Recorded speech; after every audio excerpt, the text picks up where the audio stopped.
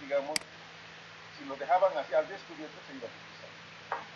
Entonces, para estabilizar la zona, lo que han hecho es revestirla con hormigón y después han perforado, ¿no? Han hecho perforaciones. Después de hecho las perforaciones, han colocado este bloque prefabricado, han introducido un cable pretensado, lo han anclado en el terreno y han pesado, ¿no? Aquí también se ha aplicado pretensado para estabilizar el talud de ingreso al túnel, ¿no? Fíjense la cantidad de, ¿no?, de cables que se tienen. Pues de esa manera, bueno, han evitado que se desprenda material, que inestabilice la zona y llega hasta poner. Pues aquí ven también otra aplicación, ¿no? Aquí está este equipito que ustedes están viendo aquí a la izquierda, es el drill, ¿no? Es el equipo que hacía la perforación, ¿no es cierto? Ahora no piensen que conforme iban bajando, haciendo el corte, hacían esta estabilización, ¿no? O sea, hacían la excavación hasta aquí, por ejemplo, esta luz, ya estaban construidos, entonces hacían esta hilera, ¿no? De presión. Bajaban poco a poco con la excavación, ¿no es cierto? Y hacían eso, o sea, ha sido progresivo. Y aquí tienen una forma de cómo también se puede estabilizar, se estabiliza cuando construyen un edificio y tienen que hacer un parqueo, por ejemplo, de unos 3 o 4 niveles, que son más o menos unos 15 metros de profundidad. Entonces se hace ese tipo de estabilización, ¿no? Se hace metro por metro, o cada 2 metros se hace la excavación y luego se estabiliza. Y esta es la aplicación que se debe hacer para el caso de, ¿no?, construcción de parqueo y tengan construcciones vecinas. Algo parecido a lo que han hecho en la Casa del Pueblo, en la ampliación del Palacio Legislativo, ¿no? Se han hecho ese tipo para evitar, por ejemplo, que se caiga la catedral. Hayan echado casi unos 15 metros de profundidad y han tenido que saltar de esta manera. Pues aquí ya tienen, no solamente en el hormigón, sino también en cables de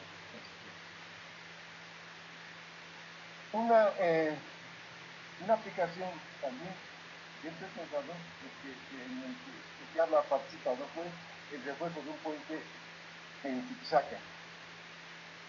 Resulta que había una viga que era más o menos de 30 metros de longitud, ¿sí? Y habían hecho ya la construcción de las 2 vigas, ¿no?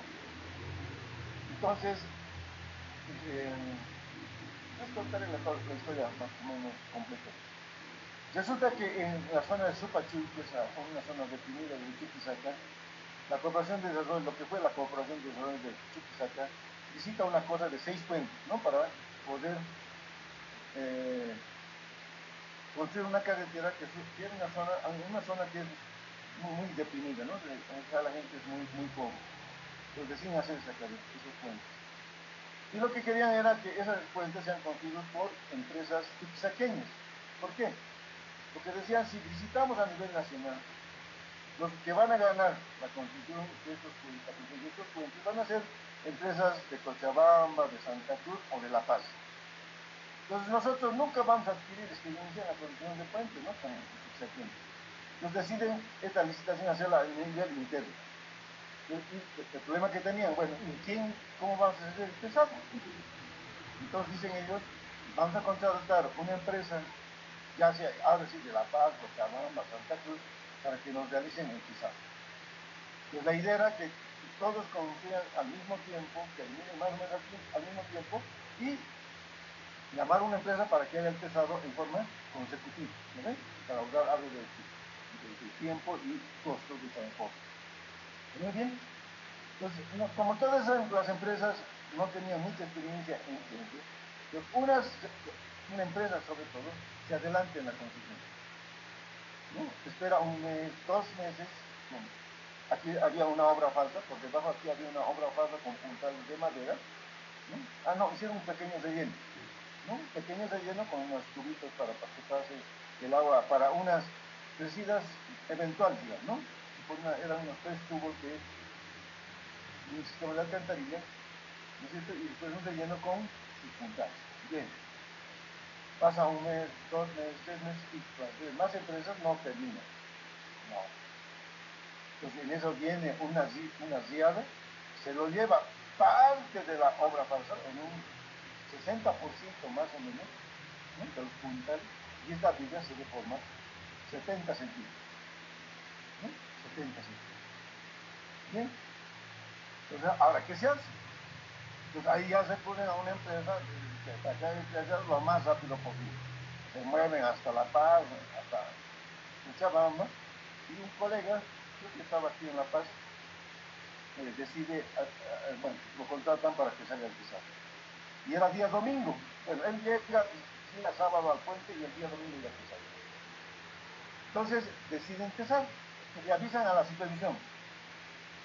Como la supervisión es una entidad del Estado, no se trabaja días domingo. Pues ahora, ¿qué hacemos? ¿No? Porque ya la cosa estaba fea. Había amenazas de vida. Pero lo que deciden es cesar la vida. Pero lo primero que han hecho es poner puntales, levantar las vigas, volverlas un poco horizontal con unos puntales temporales. Y una vez que han hecho el pesado, o sea, una vez que lo han nivelado, han empezado a pesar el pesado. ¿No? Y el problema que tenían es que no tenían fichas de pesado. O sea, no sabían a qué tensión había que pesar el cable, cuánto era la herramienta que había que soltar al cable para ver su fuerza que pensaba. Y uno de ellos, un ingeniero que estaba ahí cerca, dice, miren, ya he participado en el puente Tomina. Y el puente Tomina estaba a más o menos a unos 40 kilómetros de la ubicación de este puente, pero estaba en la ruta hasta Villa Serrano, ¿no? Que es otra, digamos, otro camino que comunica con Santa Cruz.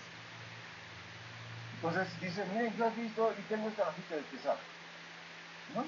Y deciden pesar con esa viga, con esa ficha de pesar, ¿no? Pesan la viga y parece que han pesado, muestran una fotografía del gato de pretensado, ¿no? Del gato de pretensado pegado a la viga. Bien. Entonces, una vez que han hecho el trabajo, este ingeniero que tenía mucho trabajo, el ingeniero que hacía el pretensado tenía mucho trabajo, retorna a la ciudad de La Paz y deja de esa manera ¿no? el puente pesado. Eso lo hicieron en un solo día. Entonces, el supervisor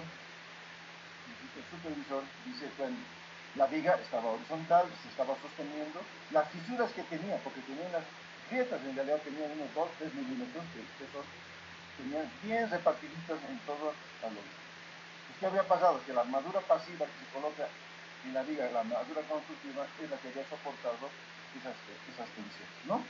Y pues al pesarla, como se confirma, vamos a ver después en las clases, desapareció. Pues este ingeniero lo que me dice, me llama, me dice, Adolfo, mira, hay este problemita han pesado sin que esté yo presente y queremos que me hagas una evaluación. Entonces, yo le digo que sí, voy a hacer la evaluación. Lo primero que me llama la atención es que esto estaba horizontal, ¿no es cierto? Y como ustedes saben por su experiencia, que han debido ver las viguetas que utilizamos en el hormigón armado. Eso sí, han debido ver que es hormigón profesional. Siempre tiene una curvatura hacia arriba, ¿no es cierto? Como por tabletito. Pero cuando está bien pesada la viga y está bien aprovechada, quiere decir que en la mayor parte de las veces que tienen más o menos el pretensado adecuado. Entonces, cuando vi eso dije que falta pretensado. Segundo, me llevé el martillo Smith, o sea, para hacer tacometría, le saqué esferometría y empiezo a golpear aquí, ¿no? En la parte superior de las vigas. Y eso por lo que lo he hecho, para saber si no se había fisurado, ¿no es cierto?, el hormigón. Clarito, y si estaba fisurado, me iba a dar baja resistencia, ¿no? Me iba a dar baja resistencia. Bien, hago espirometría y resulta que el hormigón no había sido afectado. Daba la resistencia incluso un poquito mayor, ¿no?, que la especificada. Como ya eran casi 3 meses que estaba la viga, pues este hormigón ha tenido mayor resistencia. Muy bien, pues yo le digo que aquí posiblemente haya un error, una deficiencia en el cable de pretensado. Hice los cálculos y verdaderamente había deficiencia en pretensado. Entonces, posteriormente les propuse, le dije, ¿por qué lo hacemos con un pretensado externo? Hacemos y compensamos esa falta de pesado. Y además estaba también por lo siguiente, les comento. Como me dijeron que habían hecho con esa ficha de pesado, casualmente el que había hecho el diseño del puente Tomina, cuando estaba en el Servicio Nacional de Camino. Y ahí me di cuenta que esta viga era de 30 metros y el puente Tomina tenía vigas de 25 metros. Es obvio que le habían puesto menor peso. Con esos argumentos me dicen que haga el refuerzo. Y hicimos cables de esta forma, donde en el extremo, donde se va a hacer el anclaje, hacemos una viga que una necesita apoyada en las dos vigas longitudinales. Y por debajo colocamos otra viguita transversal. ¿Okay? Y colocamos dos cables a cada lado de las vigas longitudinales. Pues, ¿qué iba a hacer esto? Si yo tengo una fuerza que está jalando aquí y está jalando aquí, va a haber una componente que va hacia arriba, ¿no ves? Va a levantar. ¿No? Entonces, con esto se propuso ese refuerzo. Una vez realizado el refuerzo, no era difícil porque había que apoyarse, para hacer esta viguita, por ejemplo, el encofrado se apoyaron en esta viga transversal, en el encofrado y se vació. Y aquí en el tesoro. Y se tesó. ¿Sí? Se tesó. Bueno, hasta el día de hoy no hay ningún problema. Entonces aquí tienen cómo pueden ustedes reforzar una estructura de hormigón. Incluso de hormigón, esto puede valer para un hormigón armado también, una viga de hormigón armado que reforzan de esta manera. Ahí tiene un proyectito de grado el ingeniero Sandro Coronado, se llama, el ingeniero, que ha propuesto el proyecto de grado de refuerzo de una viga de hormigón armado con porcentaje de proyecto. Pues aquí tienen también otra de las aplicaciones de hormigón pretensionado, ¿no? Que como se dan cuenta es un material muy versátil en la construcción de estructuras, no solamente de puentes, sino ahora, donde más aplicamos el sistema de pretensado es precisamente en puentes, ¿no? Aunque últimamente hemos visto en la ciudad de La Paz muchos edificios construidos con un pretensado con cables no adheridos, ¿no? Para los puede que a los 7 días, ustedes por ejemplo, a los 7 días calzan y pueden liberar la obra falsa, la obra convencional, ¿no? La punta de la mierda. Esa es una de las ventajas que tiene el hormigón pretensado y que podemos desapuntalar las vigas en una menor edad, ¿no? A los 7 días como les digo. Y que tampoco ahora se necesita, como antes se decía siempre que el hormigón pretensado necesita un hormigón de alta resistencia, ¿no? 35 megapascal por encima. Yo he visto que las losas que se construyen a los 7 días con 21 megapascales tranquilamente pueden hacer que soporten y carguen, ¿no? Las losas. Entonces se agiliza el proceso constructivo, ¿no? Aparte de utilizar soluciones mucho más. Pues con este pequeño preámbulo, van a perdonar que muestre obras donde el diablo ha participado. ¿Por qué? Porque son las únicas fotos que tengo, les comento. Hubiera querido tener más fotografías de otros colegas que han hecho, pero son las únicas fotos, y además que son las únicas, y eso hagan ustedes siempre en su vida personal. De todos los trabajos que tengan, saquen. Ahora es mucho más fácil. Aquí está, estas fotos son, ¿no? Donde había que hacer una copia, ¿no? En papel. Ustedes tienen un instrumento que es muy bien al estilo de los teléfonos, donde pueden almacenar cualquier cantidad de fotografías. Hagan eso. Incluso hagan una pequeña descripción. A mí me ha costado un poquito reconocer este puente, por dónde era, ¿no? Hasta que un día me recordé por mi hija, digamos, tengo una, y dice, este puente es el Tsushima, ¿no? En ese trayecto el que ha diseñado unos 4 puentes más o menos, ¿no? Página, no sé qué puentes más diseñados por la misma, incluso donde he variado un poquito así en la infraestructura, que hubiera sido lindo mostrarles también, porque se ha hecho en base a pilotes. Con pilotes he hecho el diseño que les he prolongado hasta la parte superior, y la parte superior de los pilotes he hecho un cabezal para apoyar estas pilas, ¿no? Pero ha sido una solución muy elegante y muy facilita de hacer para la empresa constructora sobre todo, ¿no? Entonces, pues les decía, incluso aquí fíjense en esta pila, también igual, no sé, estivo perdón, ¿no? Es un estilito con columnas y ya se ha hecho unos aleros, digamos, en los estivos, para ganar un poco de tiempo y facilitar procesos constructivos, ¿no? Entonces, por eso es que les estoy comentando que son obras en las que tuve el privilegio de participar y que me han servido de mucho. Y ojalá que hubiera tenido más fotografías para poderlas mostrar a ustedes, porque estas experiencias que se tienen hay que transmitirlas, ¿no? Y eso es una de las cosas que también a mí un poquito me molesta, digamos, de parte de algunos colegas, que hacen obras muy importantes, ¿no es cierto? Y no las quieren transmitir a las generaciones nuevas, ¿no? Les comento esto porque he ido a varias instituciones públicas, incluso algunas empresas privadas, para solicitarles de que si les podían dar una charla, ¿sí?, sobre la construcción de puentes. Les comento, dos apenas me han contestado y con las dos hemos hecho, digamos, alguna exposición, ¿no? Una era el Ferroveni, ¿no?, que ha sido el departamento de puentes, estudio especial de la alcaldía, que dirige el ingeniero Sagarne, y otra, la ampliación del Palacio Legislativo, ¿no?, que había estado a cargo del ingeniero Lucida Aliaga. El resto, les comento, incluso he ido al teleférico también nos dieron una charlita, pero ha sido un momento muy especial, porque era justo la mitad de la carrera, y han hecho una serie de charlas durante todo un mes, y uno hay pues físico que aguante charlas todos los días, ¿no? Porque no hubo mucha asistencia, y por eso es que ellos se desanimaron ya de dar posteriormente charlas sobre el teleférico, porque es también una de las estructuras, una de las funciones muy innovadoras desde el punto de vista constructivo. No tanto en diseño, sino en construcción. Han hecho una serie de innovaciones constructivas, desde el uso de perfiles metálicos. Y yo no sabía que en Bolivia se elaboraban o se fabricaban fibras metálicas EPOI, y lo habían sabido hacer en Santa Cruz, ¿no? Bueno, pero lastimosamente por eso, porque no había mucha asistencia, no se pudo hacer ese tipo de charlas, ¿no? Tenemos, pues les decía que cuando ustedes trabajen, tomen fotografías y al momento que puedan ustedes, devuelvan a la universidad, digamos, lo que han aprendido, para que los jóvenes como ustedes no cometan esos errores que posiblemente se hayan cometido en la construcción, ¿no? Porque siempre se puede mejorar. Entonces, por eso les decía, cuando trabajen, aunque sea lo mínimo, o sea, aunque sea una viviendita de interés social, lleven siempre un récord, ¿no es cierto?, una memoria de la canción. Si es mejor gráfica, mejor, ¿no? Entonces, en algún momento ustedes van a tener la oportunidad de poderla transmitir o preparar una charla, ¿sí? Metémonos un poco el mismo y tratemos siempre de colaborar y devolver al país un poco de lo que hemos aprendido, ¿no? O de lo que hemos decidido devolverla en forma de charla. Bien, con esta perorata que les he dado, y espero que no los haya aburrido.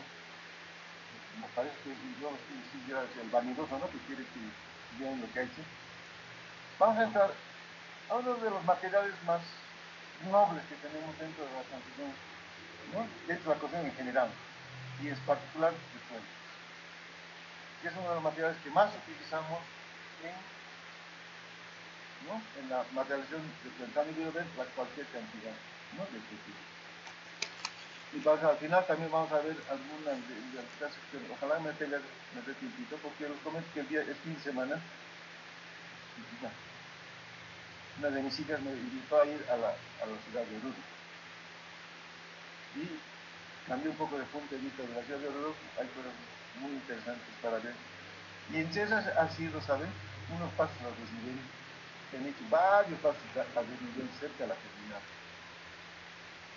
Y algunas que se notan, pues, que son, digamos, muy robustas, ¿no? O sea, le dan mala apariencia. Pero han logrado hacer unas vías sobre unos pasos a desnivel con vías de hormigón pretextado. Yo les voy a mostrar unas fotografías y vamos a intercambiar algunas ideas. Que quizás aquí en la ciudad de La Paz, no de esa, o sea, no con esas dimensiones que han hecho, sino con unas soluciones un poquito más estéticas, agradables a la vista, se puede hacer una vía, alguna vez yo estaba pensando hacer una vía elevada desde la cervecería hasta San Jorge, ¿no? ¿Qué tal si ustedes proponen un proyecto de largo de carreteras entre 4 o 5 personas, ¿no? Mostrarles unas hilitas, los que han leído el Leonhardt, por ejemplo, han debido ver unas hilitas muy agradables, ¿no?, a la vista. Hacer ese tipo de cosas, ¿no?, a lo largo de toda esa vía. Y sería interesante porque así se descongestionaría el tráfico, sobre todo de los vehículos particulares. Los vehículos del transporte público que vayan nomás por abajo, ¿no? En cambio, el transporte privado que vaya por la parte superior. Incluso se podía hasta cobrar peajes, ¿no ven? Bien, pero sería interesante, un grupo de unas 10 personas se podía hacer ese tipo de proyectos, ¿no? Porque hay que hacer también las transversales a esa vía principal como sería libre. Pero esa solución que han hecho nosotros es buena como propuesta. Solución estructural es la que hay que mejorar, ¿no? Porque les cuento los vaciados son muy buenos, el acabado está muy bien, solo que se lo nota un poquito ¿no? Entonces vamos a hablar, y si alguno es de Oruro o cuando vayan a Oruro, vean esa escritura, ¿no? Quizás el que habla está hablando macanes, ¿no? Puede ser. Pero dense una vueltita por Oruro, ¿no? Que está cerca de la terminal antigua, está esa vía, que la habían hecho precisamente porque estaba la terminal. Y les comento que como la terminal la han trasladado muy lejos de la ciudad, a una zona muy alejada, entonces ahora esos parques a desnivel han quedado como que se los usa muy poco, ¿no? O sea, no tienen mucha utilidad como lo que estaban pensando. O sea, ha sido una inversión muy grande, para que quede así, ¿no? Entonces, eso también tenemos que ver nosotros al momento de buscar una solución para todos los casos del desarrollo urbano, ¿no? Para el caso del desarrollo urbano, que es importante. Bien, ya he terminado de hacer la pelota. Espero que les llame la atención, los motive, porque el que habla es ¿cómo se puede decir? Muy apasionado en la aplicación de los negocios, ¿no? Entonces, espero que les imbuya, les levante un poco el interés para poder analizar este tipo de cosas. Que vuelvo a repetir, no es difícil, quizás es mucho más fácil que lo otro. Aquí que tenemos que ver muchas cositas, es verdad, hay que recordar, ni siquiera leer, recordar de lo que han llevado en la Unión Armada. Nada más es eso, y resistencia de materiales. Esas son las dos materias que vamos a llevar. Y algo tiene que ver estructuras hiperestádicas, ¿no? En el ejemplo, pero cuando ya se hacen estructuras continuas, tienen que ver nomás análisis matricial y demás cosas, ¿no? Incluso también se puede hacer uso de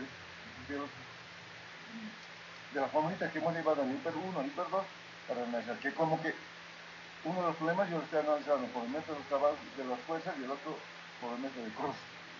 Hacemos un análisis posteriormente que vamos a ver, ¿no? Conforme vamos desarrollando el tema. Pero es aplicación de todo lo que han aprendido anteriormente. Solo que no le han dado el énfasis, posiblemente, ¿no? ¿Por qué? Porque el docente que les estaba dando la materia, digamos, conoce del tema, de su materia, pero quizás no tenga mucho interés, no interés, sino no sea muy necesario de capturar algunos problemas que se presentan, digamos, cuando hacemos pretensar. Por ejemplo, les voy a decir, la retracción, la afluencia, ¿no? Que estaba leyendo el Jiménez Montoya este fin de semana y ya hay conceptos de la influencia de la retracción y de la afluencia, ¿no? Que son las fechas de hormigón. Bien, veamos las ventajas del hormigón pretensado.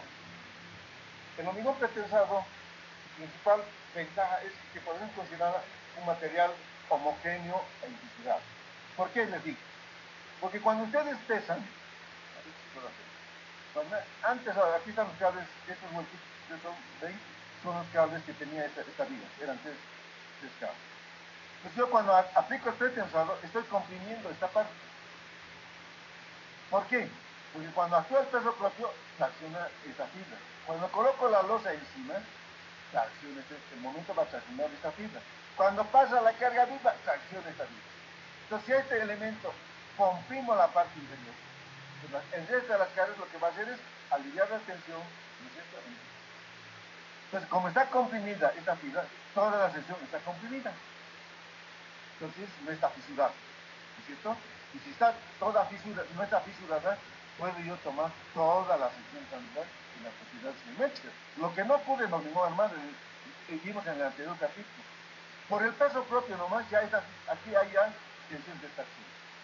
Hay microfisuras, ¿no es cierto? Porque si hay microfisuras, toda esta parte, decíamos, la parte inferior, no colabora en las propiedades geométricas. Por eso es que hemos encontrado la inercia fisurada, ¿se acuerdan? Hemos hablado en el hormigón armado. En cambio, el hormigón pretensado, al comprimir la fibra inferior y las otras cargas, ¿no es cierto?, van a disminuir la compresión que existe aquí, porque en la fibra inferior, porque esas cargas van a traccionar, Pero toda mi viga colabora. Toda la viga colabora. Toda la sección de la viga. Por lo tanto, sus propiedades geométricas son mucho más altas y además, como esta fibra es una superficie, ¿no?, homogéneo e infisurable, ¿no? Aunque esto de infisurable hay que tomarlo con pinzas, porque últimamente se acepta también tensión en el hormigón, ¿no? Pero que no pasa un cierto nivel, ¿sí? Bien. Ahora, es un material elástico, ¿verdad? Porque si alguna vez han pasado las pasarelas que hay sobre la autopista, ¿no? Hay una pasarela que está sobre la autopista, van a ver que si ustedes cosen, la viga empieza a moverse, ¿no ve? A cimbrar. Pero vuelve a su posición fija. Eso le da muestra que se comporta casi como si fuera un metal, ¿no? Un material. Por eso le decimos que es un material elástico, ¿no? Y la otra, también, una de las ventajas también, es que si ha aguantado la viga la fuerza de presión total, es como hacerle una prueba de carga. Como lo que les decía, por ejemplo, aquí. Les decía que cuando yo fabrico esta viga, peso estos cables y le doy la máxima compresión a la parte inferior. ¿No es cierto? La máxima compresión. Entonces, cuando actúa el peso de la losa encima, esta fibra está siendo traccionada. Pero como previamente por el presional está comprimida, lo que va a hacer es disminuir la fuerza la tensión de compresión que se va a generar. Pasa la carga viva, lo mismo. Esta fibra va a ser traccionada.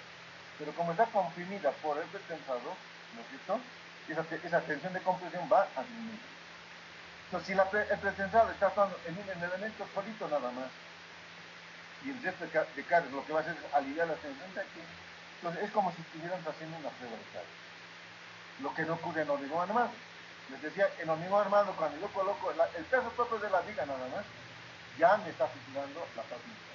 Luego, coloco la losa, se ve incrementada la tensión de tracción, ¿no es cierto?, la fisura. Pasa la carga viva, lo mismo. ¿Okay? Entonces, yo tengo que estar con la carga total para hacer una prueba de carga. En cambio, pretensado, ¿no? Al hacer pretensado, nosotros, en cierta manera, indirectamente, estamos haciendo una prueba de carga. Luego, se pueden medir grandes luces, ¿no? Se pueden medir grandes luces con un elemento más pequeño, o sea, más de menor altura, ¿no? Se supone, por ejemplo, bueno, más efectos significa menos peso propio, ¿no? Porque generalmente la altura de los elementos de hormigón pretensado son casi la mitad de lo que corresponde a hormigón armado, ¿no? Por ejemplo, ustedes cuando tienen una viga de 5 metros, ¿no es cierto?, se toma L décimos o L sobre 5. No tiene 50, 60 centímetros de altura. Nosotros esa misma luz podemos medirla con 30, con 40 centímetros, ¿no? Pero al tener menor altura, tenemos que menor peso propio. Y al tener menor peso propio, las columnas son de menor dimensión, las simulaciones también. ¿Están de acuerdo? La prefabricación es quizás es la principal ventaja. Ahora la prefabricación no solamente se utiliza, o sea, se puede utilizar en puentes, ¿no? En hormigón armado, ustedes cuando hacen las losetas, las losas, ¿no es cierto?, de cada entrepiso, utilizamos las viguetas, ¿no?, que son elementos prefabricados. Pero les decía, no es exclusivamente de pretensado la prefabricación y en puentes, sino también se hace en el tipo.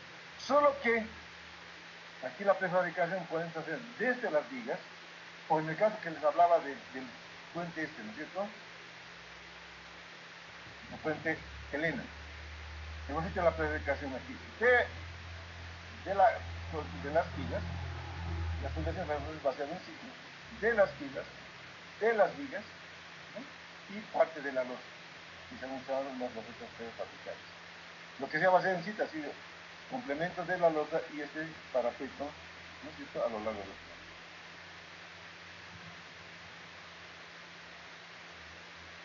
Entonces se puede utilizar la prefabricación. Ahora, ¿qué significa la prefabricación? Prefabricación permite reutilización del encofrado. O sea, con un encofrado de las vigas, por ejemplo, puede hacer cualquier cantidad de, ¿no es cierto?, de vigas. O sea, un solo encofrado me serviría para hacer casi todas las vigas. El que habla participado, por ejemplo, hay un puente sobre el río Seco, en el río Seco, a Charaña va, ¿no? El camino a la frontera. En ese tramo hubo un puente de 7 tramos de 30 metros, ¿no? Cada tramo tenía 3 vigas, ¿no? Entonces hemos hecho 21 vigas con un solo encofrado. Lo máximo que he hecho alguna vez, se las he vestido el encofrado con plancha metálica, ¿no? O sea, a la mina plana, ¿no es cierto?, en todo el encofrado, y alguna vez se ha reemplazado de eso nada más. Pero el resto del encofrado lo hemos utilizado, ¿no?, el mismo para todo el puente. Fíjense, 21 vigas.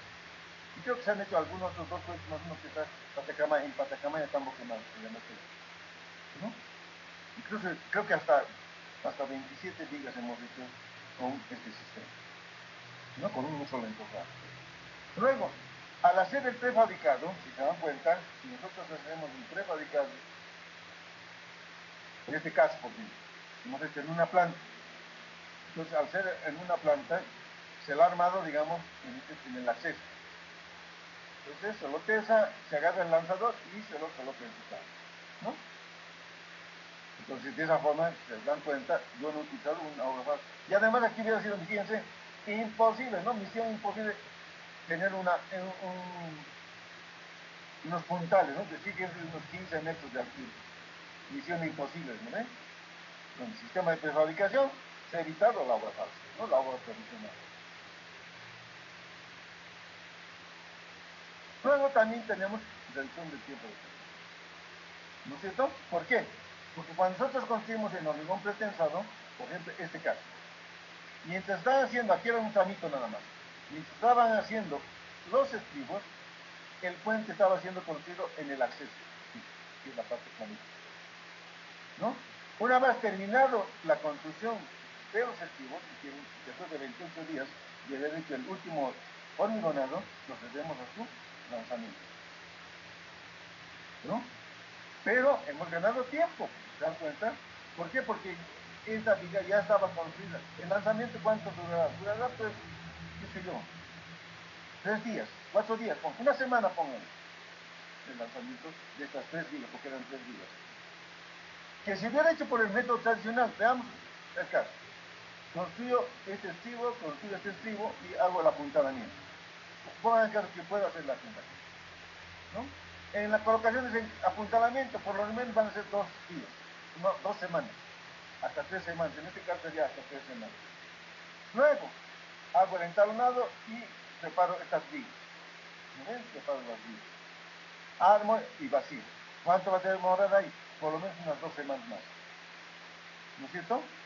Y tengo que esperar 28 días para realizar el pesado, ¿no es cierto? O sea, tengo casi 3 meses para poder hacer las vigas, ¿no? Para tener las vigas en su posición. Después viene, ¿no es cierto? Bueno, ya puedo dejarlo allá a la obra. Una vez que empezó esta vida, ya que se lo llevan hacia el río, ¿no ven? La obra tradicional.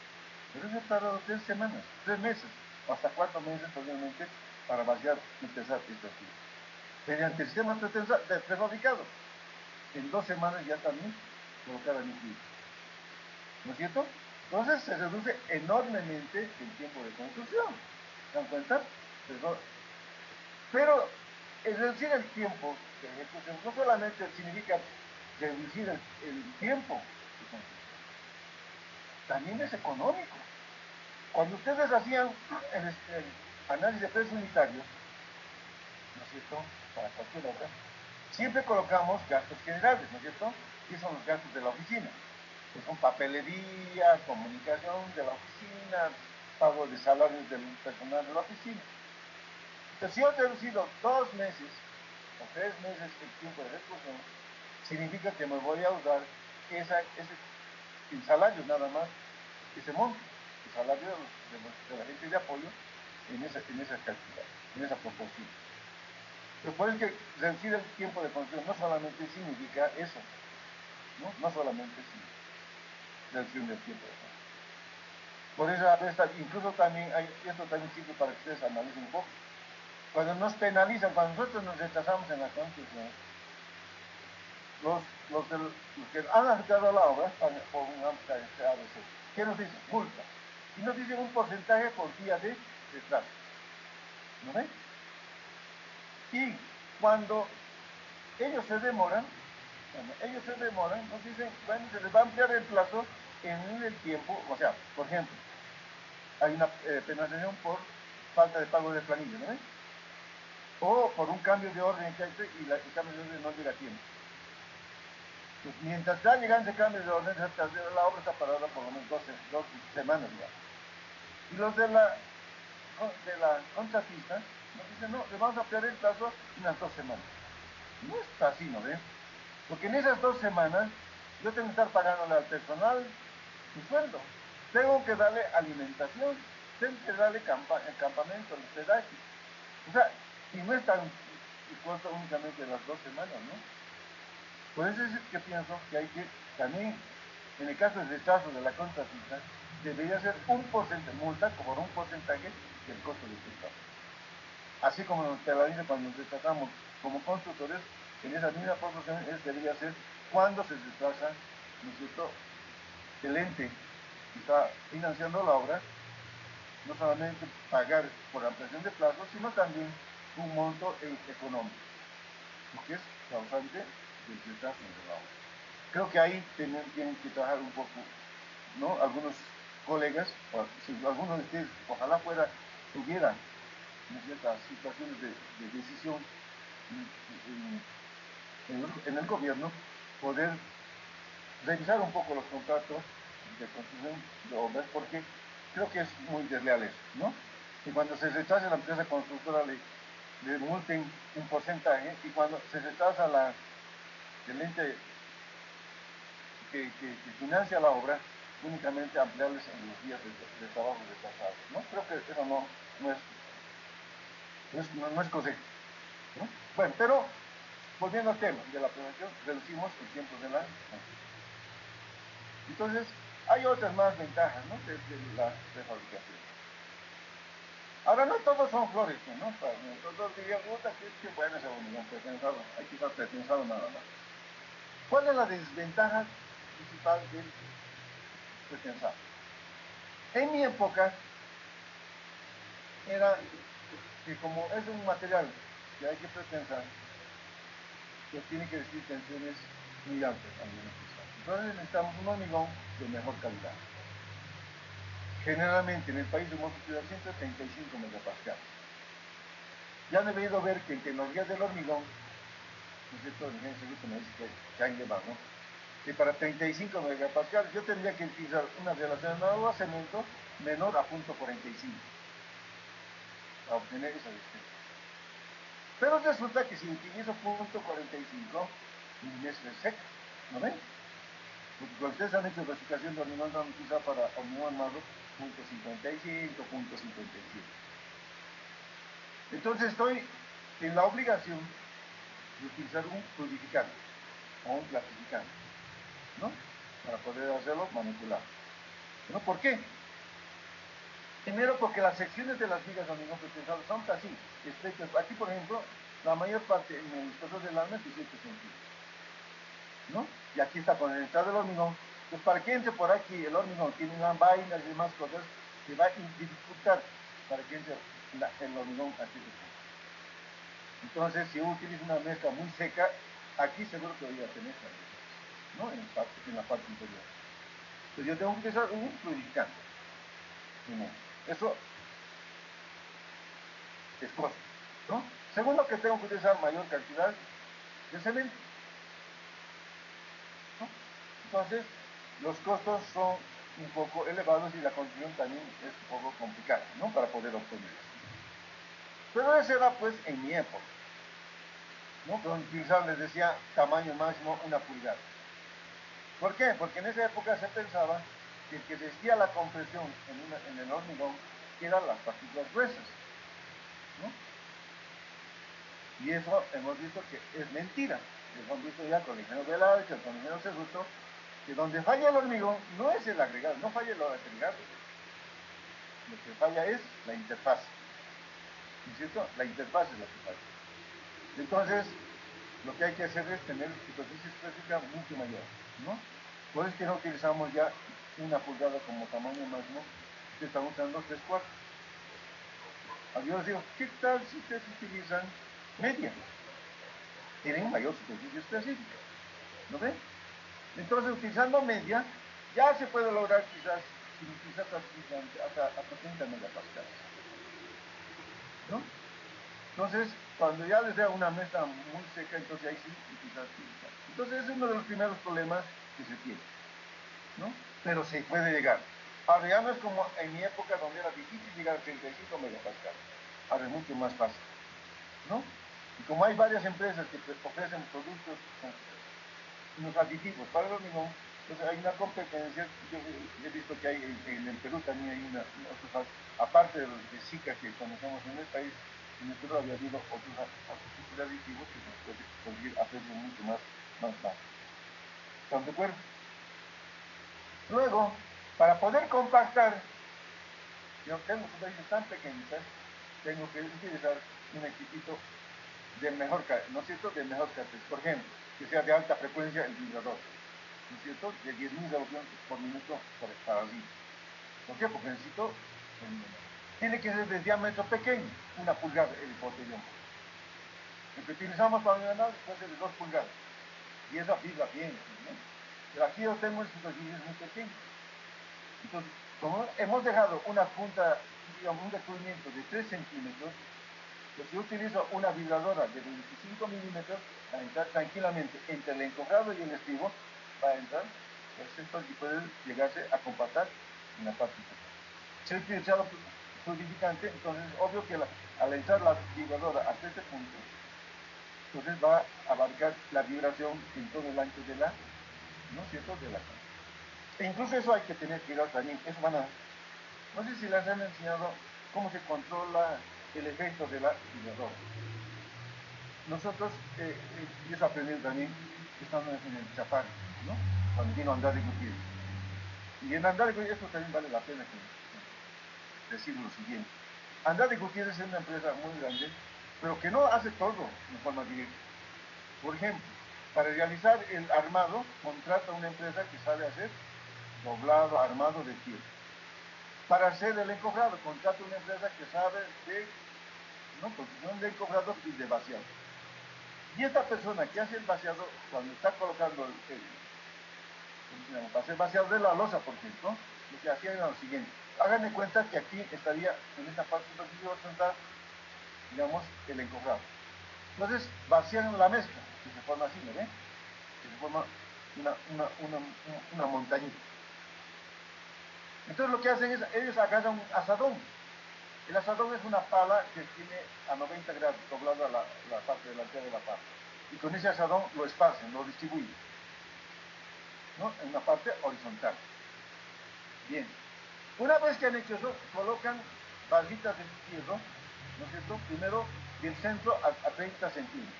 A 15 primero, sí, 15, 30, 45, ¿no? Hacen un círculo en plano. Entonces al centro colocan la vibradora y hacen funcionar. Entonces, hasta el lugar donde se voltean, se transmite la vibración, la onda, y va a hacer que las barritas se doblan. Las de 15 se van a voltear, las que están a 30 centímetros se empiezan a inclinar. Entonces dicen que esta vibradora tiene un efecto por lo menos de 15 o 18 centímetros de un diámetro de 36 en un diámetro. Pues lo que les dicen a los que van a hacer el vibrado, tú vas a vibrar cada 30 centímetros. Tú vas a vibrar cada 25 centímetros. Y hacen eso. Esa es la forma de controlar el vibrado.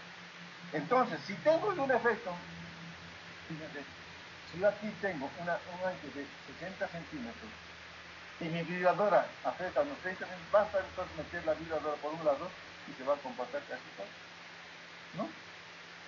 Claro que a veces nosotros por seguridad también metemos por el otro extremo, pero también a veces podemos correr el riesgo de segregar con excesivo, ¿no es cierto?, con excesiva vibración. Pero esa es la forma, digamos, de controlar y de tener una superficie que no tenga cangrejero. Y aquí sí es importante. El control de calidad del hormigón, el control de calidad de la ejecución es distinto, ¿no? ¿Por qué? Porque necesito hormigones de alta resistencia y van a estar sometidos a un exceso penal. Entonces, como se dan cuenta, podríamos decir, entre comillas, es una desventaja. Pero eso era en mi época. Ustedes ya tienen muy buenos conocimientos de tecnología de la hormigón. Yo sé que el ingeniero Soruto les ha ayudado con mucho detalle, y supongo que también en la parte de la docencia de las, ¿no ven? Entonces tienen, digamos, la forma de facilitarse la elaboración del hormigón. ¿Que es un poquito más estricto que el hormigón armado? Sí, es mucho más. Otro de los problemas que se tiene es el equipo de pretensado, ¿no? Es el equipo de pretensado. Les comento que en mi época, y un poco después,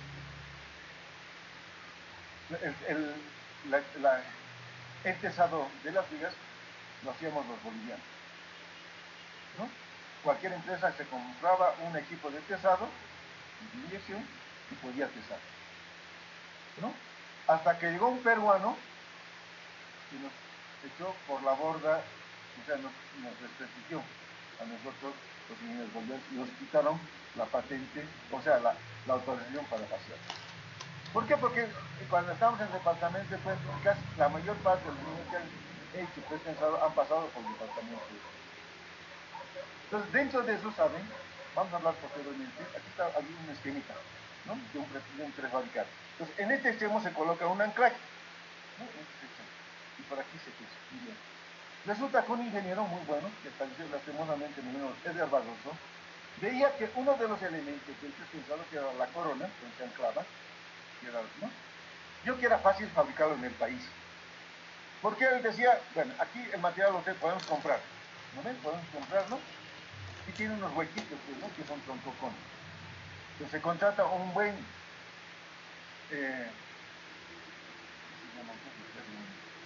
un buen tornero, ¿no? Para que fabrique esos bloques, ¿no? Que eran el acero A36, el que conocemos de metálicos, ¿no? Y el acero con 240 megapascales.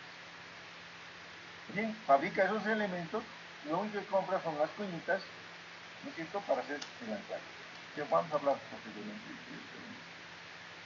Entonces, el costo de cada uno de ellos aproximadamente eran de 200 dólares. Con la forma que lo ha hecho, reduce enormemente la costo. Entonces empieza a fabricar.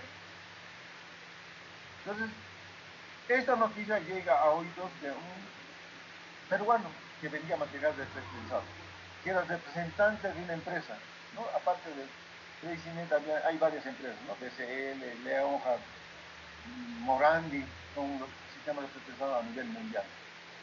Entonces, este era representante de una empresa que se llama tesado de cables de pretensado, ¿no? Bien, se anoticia de esa forma de ser ingeniero y decide prefabricar, ¿no? Y hace un contrato con una empresa cruceña para construir diferentes, creo que se estaba haciendo la ampliación de una de las carreteras ahí en el norte de Santa Cruz, y decide venderlas en gran cantidad esos anclajes, ¿no? Esos aros de anclaje. Y empiezan a tesar. Dice que empezaba a tesar, anclaba, resbalaba el cable, ¿no? Otra vez tesaban, anclaban, resbalaba. Y decían, ¿qué ha pasado? Entonces estas empresas empiezan a protestar, a hacer un reclamo a la representante. Estaba ocurriendo ese problema. ¿Y saben cuál era la razón por qué estaban fallando? Porque estos bloques de anclaje que fabricaba el peruano eran el A36, y para esas zonas se necesita un acero de mayor resistencia. Y lo que hacía el ingeniero Barroso, y eso no lo dijo a nadie, ¿no? Y ustedes nos enteramos, eso no lo hacía nadie. Que después que el cesajero, no es cesajero, tiene un nombrecito, que utilizan un equipo para moldear, ¿no? Bueno, una vez que el técnico ese les entregaba esas coronas, él iba a su casa y los hacía templar. Ese fierro lo hacía templar. ¿Y cómo hacía? Él había llevado algo de metalurgia. Decía, en aceite sucio lo calentaba. Una vez que el aceite sucio estaba calentado, ahí introducía estos bloques. Entonces, una vez que estaba introducido y se calentaba, lo sacaba. Ese proceso es lo que llamaban acerado, y lo tenía pues una resistencia por encima de los 1000 megapascales. Eso no lo había comentado al peruano. ¿Se dan cuenta? Sino él nada más. Porque de él no se hundía y seguía adelante. Entonces estas empresas cruceñas empiezan a reclamar a la empresa que les había vendido el equipo a través de este peruano, se anotician de eso, se anotician de qué es lo que estábamos haciendo en Bolivia. Entonces deciden quitarnos la autorización para que los técnicos bolivianos hagan el pesado de carne de pesado. Únicamente por en el país nos venden servicios, ¿no? O sea, hay empresas que realizan ese trabajo de pesado. Y a nivel nacional creo que hay unas 5 hasta 6 empresas que realizan ese trabajo de pesado. Y nos quitaron por eso, y por eso ni siquiera nos pueden vender equipos de pretensado. Había varias empresas que tenían equipos de pretensado. Entonces, gracias a ese señor, nos han quitado, digamos, ¿cómo puedo decir? Ese es el trabajo de hacer pesado. Por lo tanto, lo que ahora las empresas contratan, ¿no es cierto?, a la empresa que realiza el trabajo, y se dan cuenta, eso incrementa los costos, ¿no? Porque tienen que pagar gastos generales y utilidades adicionales a la que se les tiene que dar a la empresa para que están recurriendo con los servicios, ¿no ve? Entonces se encarece un poco los costos de las vidas de hormigón pretensado. Pero, en cierta manera, también a través de esa desventaja que decíamos, que tenía pretensado del uso del equipo de pretensado, porque un equipo de pretensado overjoleado, o sea, separado nada más, ¿no? Cuesta alrededor de $35,000. La inversión total está por $15, $20,000.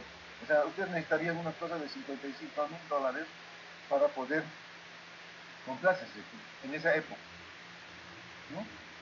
Entonces, ahora, como ya no es tener el equipo, entonces tranquilamente recurren a las empresas que hacen el servicio, pues ya no tenían ese otro problema, desventaja que sería el equipo de presentado, ¿cierto? Que costa más, van a hacer otro cantar. Quizás la única desventaja para hablar del hormigón pretensado es que si yo voy a prefabricar, entonces para lanzar las vigas, ¿no es cierto? Aquí no se ve muy bien, por ejemplo, para lanzar esta viga necesito un lanzador. Y generalmente el lanzador es de una longitud del doble de la longitud de la viga, ¿no? ¿Por qué?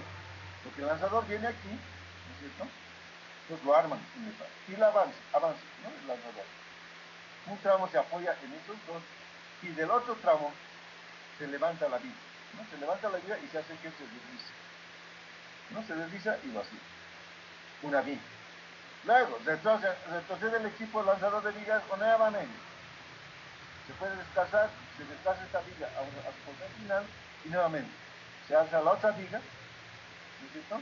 Y primero, ¿no? Se lanza nuevamente, el lanzador avanza, se apoya un tramo en estos apoyos y en el otro tramo se cuelga, que vamos a ver posteriormente, ¿no? Se cuelga la viga y se desplaza, ¿no? Ese equipo debe estar por el orden de unos $150,000, $200,000, ¿no? Entonces es un equipito muy caro, que las tienen algunas empresas. Hay varias empresas, me comentan en el país, que hacen ese lanzamiento. Entonces cotizan por ese trabajo de lanzamiento, ¿no? Cuando el río no es muy caudaloso, ya no se utiliza lanzador, se pueden utilizar unas grúas. Pero igual, para llevar hasta el puente tienen que pagar transporte de la grúa, el costo horario del lanzamiento y del retorno del equipo, ¿no es cierto?, de la grúa. Entonces eso también les encarece. Por eso es que la mayor parte de las empresas que realizan construcción no tienen lanzadores, sino contratan. Y su costo es más alto, ¿no? Su costo es más alto. Ahora vamos a hablar posteriormente de cómo ustedes se pueden también crear o utilizar algún equipo de lanzador de vigas, que les voy a comentar que ya ha participado con una empresa, ¿no? que hemos hecho en un equipo de un puente de madera, lo hemos utilizado como lanzador de discos, ¿no? Pero eso ya depende del resorte de cada empresa, ¿no? Entonces, esa es la principal, quizás para mí, esa es la única desventaja que tiene el hormigón pretensado, el equipo para el lanzamiento de las vigas, ¿no? Entonces, más son ventajas que desventajas, como se dan cuenta, ¿no? Bien, entonces con este pequeño preámbulo, no. Clasificación. Entonces, el hormigón pretensado, desde el punto de vista del proceso constructivo, se divide en dos, ¿no? En dos tipos, pueden decir, entre comillas. Primero es el pretesado, ¿no? Pretesado. ¿Qué se hace? Generalmente es una fábrica donde se hace el pretesado. Entonces, se hormigona esta solerita, primero, ¿no? Esta solera en el piso, ¿no? Después es de hormigón armado y demás cosas, ¿no ven? Y ahí se adosa estos bloques, que les llamamos los muertos ya, ¿no? Entonces, una vez que han vaciado hormigonado, pues ya hay que hacer las vigas, ¿no? Entonces, colocan el cable de pretensado. En un extremo lo anclan y por el otro lado lo estiran el cable, ¿no? Lo tesan. Una vez, bueno, ahora, ¿cómo yo puedo determinar qué fuerza estoy aplicando aquí, a este cable? Uno, mediante el manómetro, que tiene, ¿no es cierto?, la bomba. Aquí va a haber una bombita que alimenta al gato. Y el gato, hagan de cuenta, es parecido a lo que se hace, el gatito que utilizamos para levantar los carros, ¿no? Solo como es de mayor capacidad, tiene una bomba independiente del gato. Entonces, se va inyectando aceite y va introduciéndose una presión. Esa presión, multiplicada por el área del pistón del gato, nos da la fuerza. Entonces, mediante ese manómetro yo puedo, necesito controlar la fuerza presión. Y el manómetro es algo parecido a lo que leía el Nico. ¿Se acuerdan de Nico, no? El Nico es el técnico de hormigón. Cuando él hace el ensayo de las roturas de las probetas en hormigón, del hormigón, lo que hace es colocar la probeta en la prensa. Entonces empieza a aplicar una presión y en un reloj que hay al ladito, que es el manómetro que se llama, ahí va mostrando la fuerza a la cual se está aplicando, ¿no es cierto?, a la probeta. Pues, mediante ese manómetro yo puedo determinar la fuerza de pretensado que estoy aplicando en esta figura. Pero ocurre que siempre el manómetro, como estamos en el campo o estamos en una planta de prefabricados y el ingeniero no está, por ejemplo, puede ser que el técnico que está manejando, ya sea el gato o la bomba, la haga caer o la golpee. Entonces, en forma, este equipito de manómetro como muy delicado, se descalibra. ¿No es cierto? Entonces tenemos otra forma de controlar la fuerza de pretensado. ¿Mediante qué? El alargamiento. Aplico la fuerza de pretensado aquí y mido cuánto se ha deformado.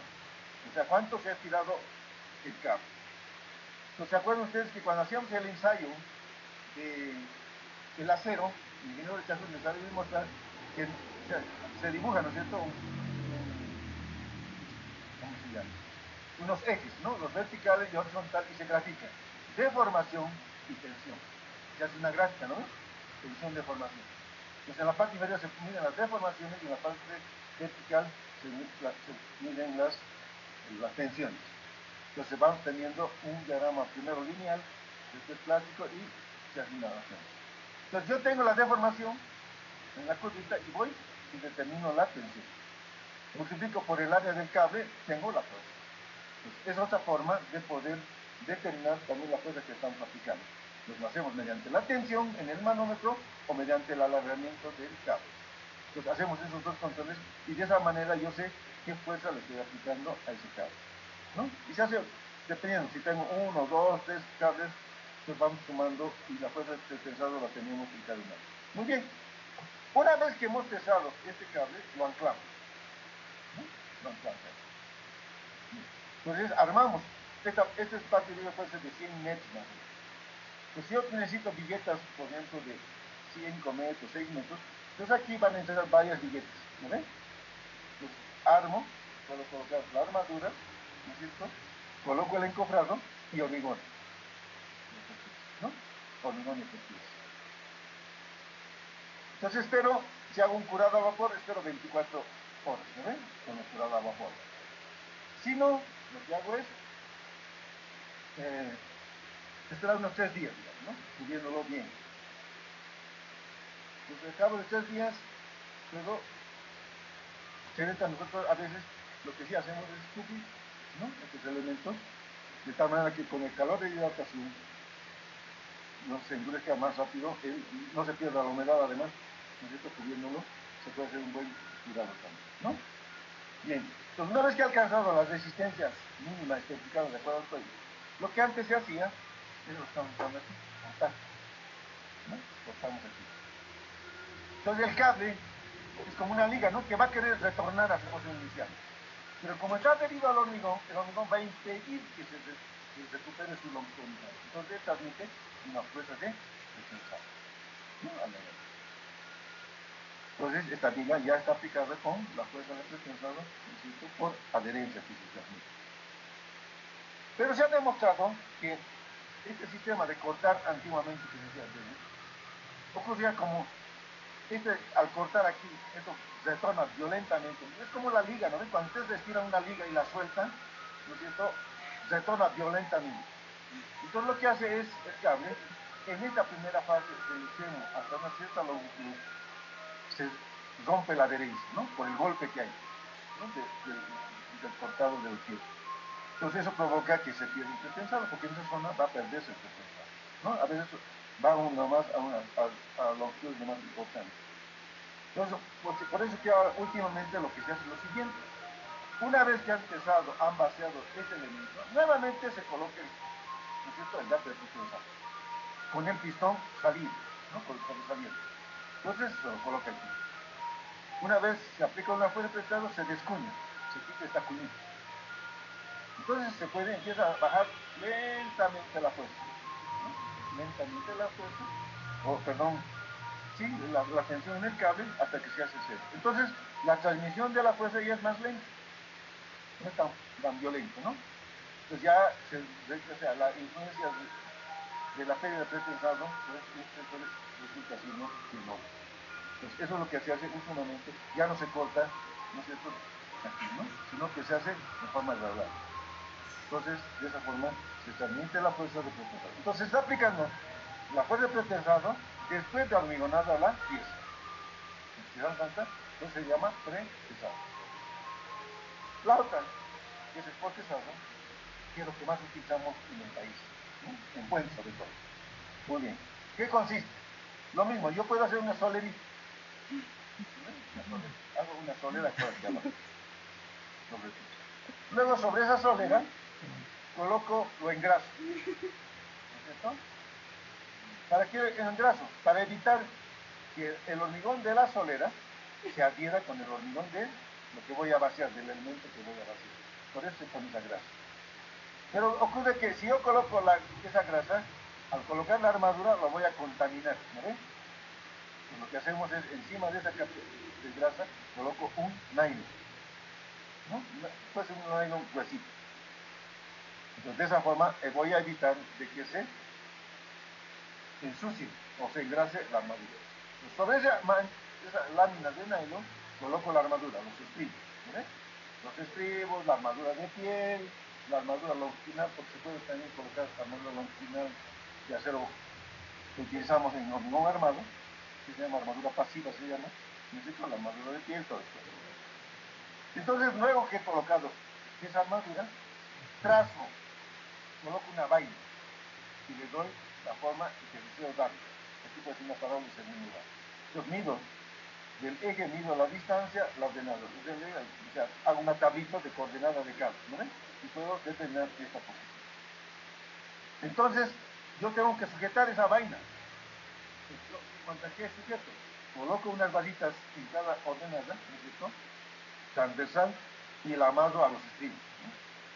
O sea, si dan cuenta. Entonces pónganse que sea este cable. Entonces, aquí están los estribos, ¿no ven? Por los costados. Les coloco una vasita que se amarra en los estribos y en esa vasita sujeto las vainas, ¿no? Con alambre de amarre, para que no se muevan durante el vaciado. Entonces, de esa manera voy trazando los cabos. Pero en realidad son las vainas. la vaina. ¿No es cierto? Y en el extremo coloco el anclaje, ¿no? Que si dan, pues, como estamos viendo, está por un poco metido, digamos, en el extremo de la viga. ¿Por qué? Porque cuando yo tese y corte, esta superficie tengo que proteger contra la corrosión. Entonces, al meterla dentro de la viga, lo voy a revestir de hormigón para evitar esas problemitas de la corrosión. Por eso se lo hace al interior. ¿Está bien? Bien, entonces, una vez que hemos colocado la vaina, las vainas de los cables, N cables que pueda tener la viga, y sobre todo colocamos el encofrado, ¿no? Aquí colocamos esta tapa con los anclajes que tenga la viga. Aquí estoy mostrando un hito, nada más pueden ser varios, ¿no? Pueden ser varios. Bien, entonces colocamos las tapas y el encofrado. Una vez que hemos asegurado el encofrado, hormigonamos, ¿no es cierto? Como que decía. Entonces nosotros hacemos lo siguiente. Comenzamos por un extremo. Entonces el hormigón, se dan cuenta, va a ir formando este talud, ¿no ves? ¿No? Así va a salir. Entonces, para ver el avance se manda una persona, ¿no? Y él con un martillo va golpeando el encofrado. Entonces se ve, si hay algún lugar que está vacío, se le dice al de arriba que vive, ¿no? Y también este señor, que está por debajo de la viga, va a ver en estos sectorcitos en el encofrado, aquí se va haciendo unas ventanitas. ¿Por dónde se va viendo el avance del hormigón? ¿No? Incluso en algún momento se puede hasta vibrar, ¿no? Cuidando siempre de no tocar las vainas.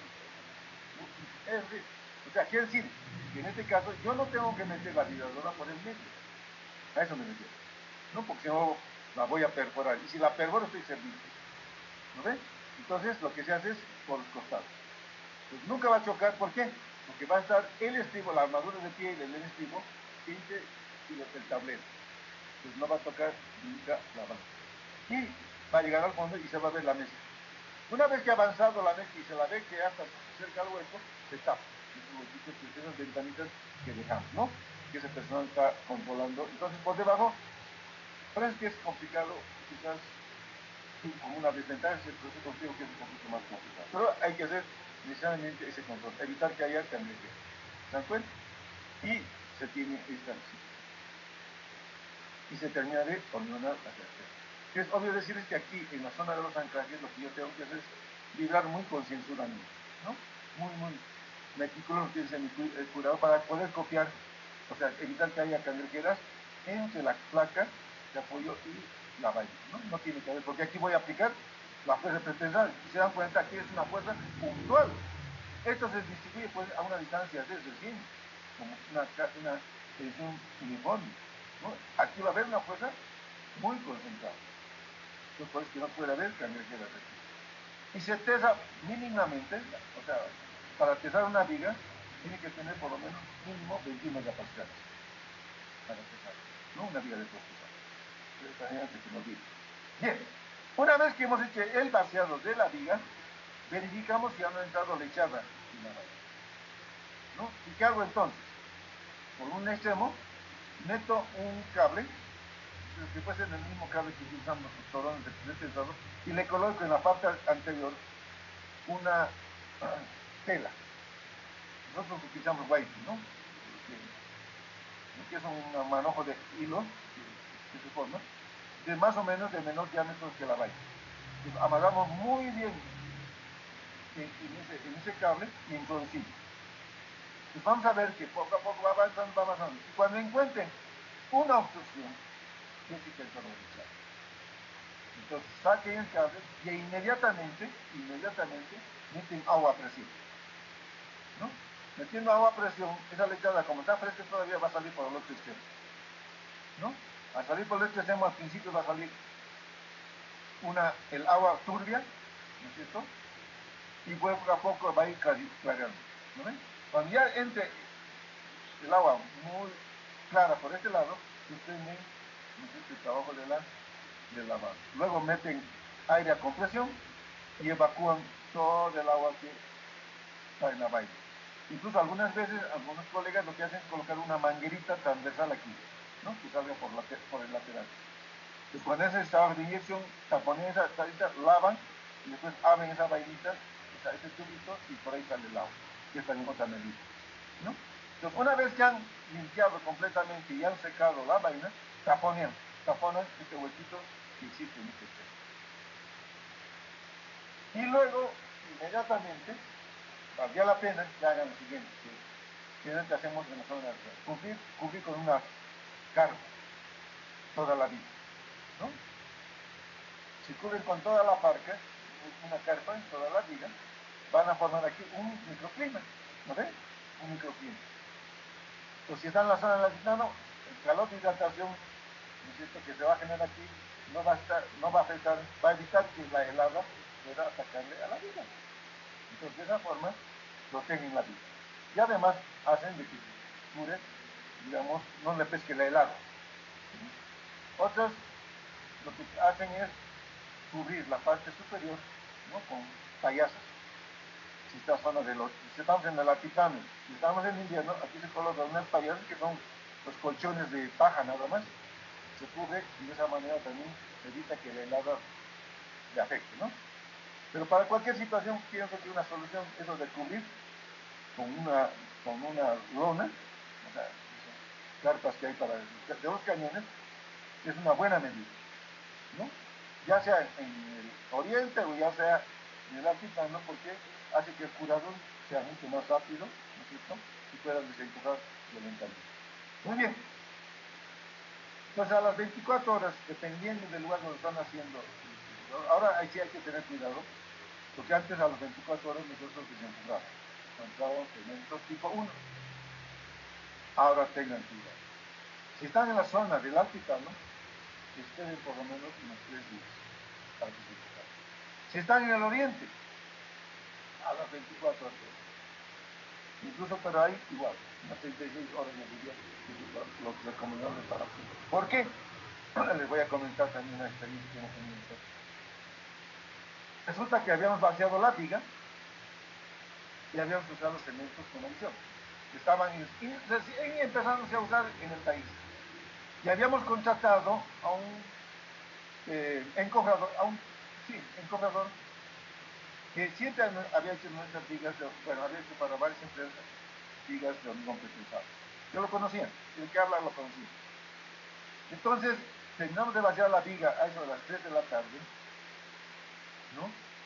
Y lo cubrimos un poco con payasos en la parte superior. Entonces, él se levanta a las 7 de la mañana, toma el desayuno con su gente, y a las 8:30 más o menos empieza a desencofrar, ¿no? Quita el lateral, como tanto de aquí yo tengo un aula, aquí tenía 1:20 de ¿no? Bien, empieza a desencobrar, cuando ya está por la mitad, viene todo alarmado y aparece un ingeniero de la vida se está rompiendo. Nosotros todos asustados salimos de la oficina y vamos a ver, aquí en estos sitios había una cosita.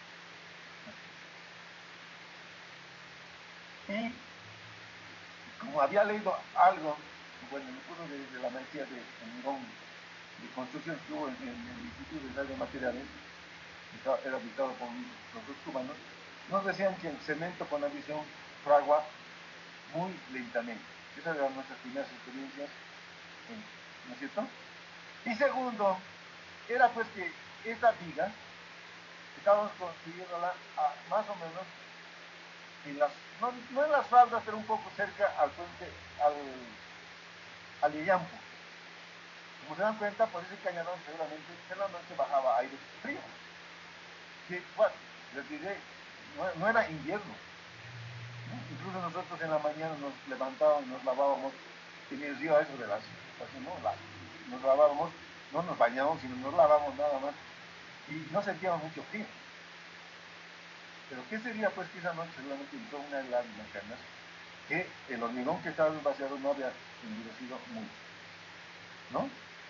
Entonces, como teníamos esa fisura y no había venido el tablero fiscal, pues lo que decidimos fue apuntalar. Hay que apuntar. Y pusimos puntales, ¿no es cierto?, a este lado, ¿no? Y golpear, apuntalándolo bien. Una vez que lo hemos apuntalado, esto no se ha cerrado. Entonces le llevamos con lisiado de cemento, ¿no? Como el hormigón era fresquito, entonces entró tranquilamente y cuando vino el fiscal no se notaban las fisuras. ¿No? Ahora ustedes dirán, ay, ingeniero Castro, esto es un mañudo, ¿cómo hay que eso? ¿No ven? Si se dan cuenta, esas fisuras, aunque hubieran existido, aunque hubieran dejado aquí, no afectaban a la viga, ¿no ven? Porque las fisuras eran en el sentido longitudinal y las tensiones que yo voy a poner en el sentido longitudinal. Por lo tanto, esa fisura no iba a afectar. ¿Se dan cuenta? Pues no estaba engañando, sino que únicamente estaba evitando que nos digan que hay que demoler o hay que inyectar. Y hemos hecho a las 24 horas, o sea, menos incluso, ¿no? Hemos puesto la inyección. ¿Por qué? Porque el hormigón de la viga no había hidratado completamente. Ustedes saben, por tecnología del hormigón, el cemento con adición tarda pues, en fraguar, ¿no ven? Por ejemplo, al ser una investigación, estoy haciendo un artículo que cuando se vacía a 5 grados de temperatura, ¿no es cierto? La hidratación se adquiere mayor resistencia a los 28 días. ¿Por qué? Porque el frío evita que se hidrate rápidamente el cemento, ¿no? Entonces, al colocar este elemento, no estaba hidratado completamente. Cuando hemos puesto la lechada de cemento, lo que hemos hecho es que esa lechada reaccione con el cemento de la viga vaciada y se ha formado una especie de soldadura, podemos llamarlo, en el sistema. Hemos hecho que esto ya sea monolito también, ¿no? Entonces, de esa forma hemos logrado. Entonces, por eso es que les decía que cuando se encoge tengan cuidado. Si es zona fría, si es una zona de altiplano donde hay heladas, valdría que la pena que el desencofrado lo hagan a las 48 horas, ¿no? Y si es clima como Santa Cruz, demás cosas, quizás a las 35 horas. No aceleren. Por más que el maestro haya dicho, ingeniero, yo siempre hago eso. No. Ahora, si van a querer desencofrar, ¿no es cierto? Pues lo que pueden hacer es lo siguiente. Quitan un panel del encofrado, porque no van a hacer un encofrado continuo, ¿no? Se hacen paneles. Quitan un panel y colocan un puntal. Quitan el otro panel, otro puntal, ¿no? Ambos lados. Entonces, de esa forma también van a tener, pueden recorrer a las 36 horas, pero colocando puntales, ¿no es cierto? Cada 2 metros, por lo menos. ¿Sí? Y pero que no sean sueltitos, sino que hagan un esfuerzo hacia arriba, ¿no? Entonces, eso significa que en la parte inferior yo tengo que poner unas cuñitas para poder empujar y sujetar bien el puntal. Bien, entonces una vez que han hecho el desencorrado, ahora sí que hay que tener cuidado. Y aquí en donde vamos a empezar sí hay que tener cuidado. ¿Por qué?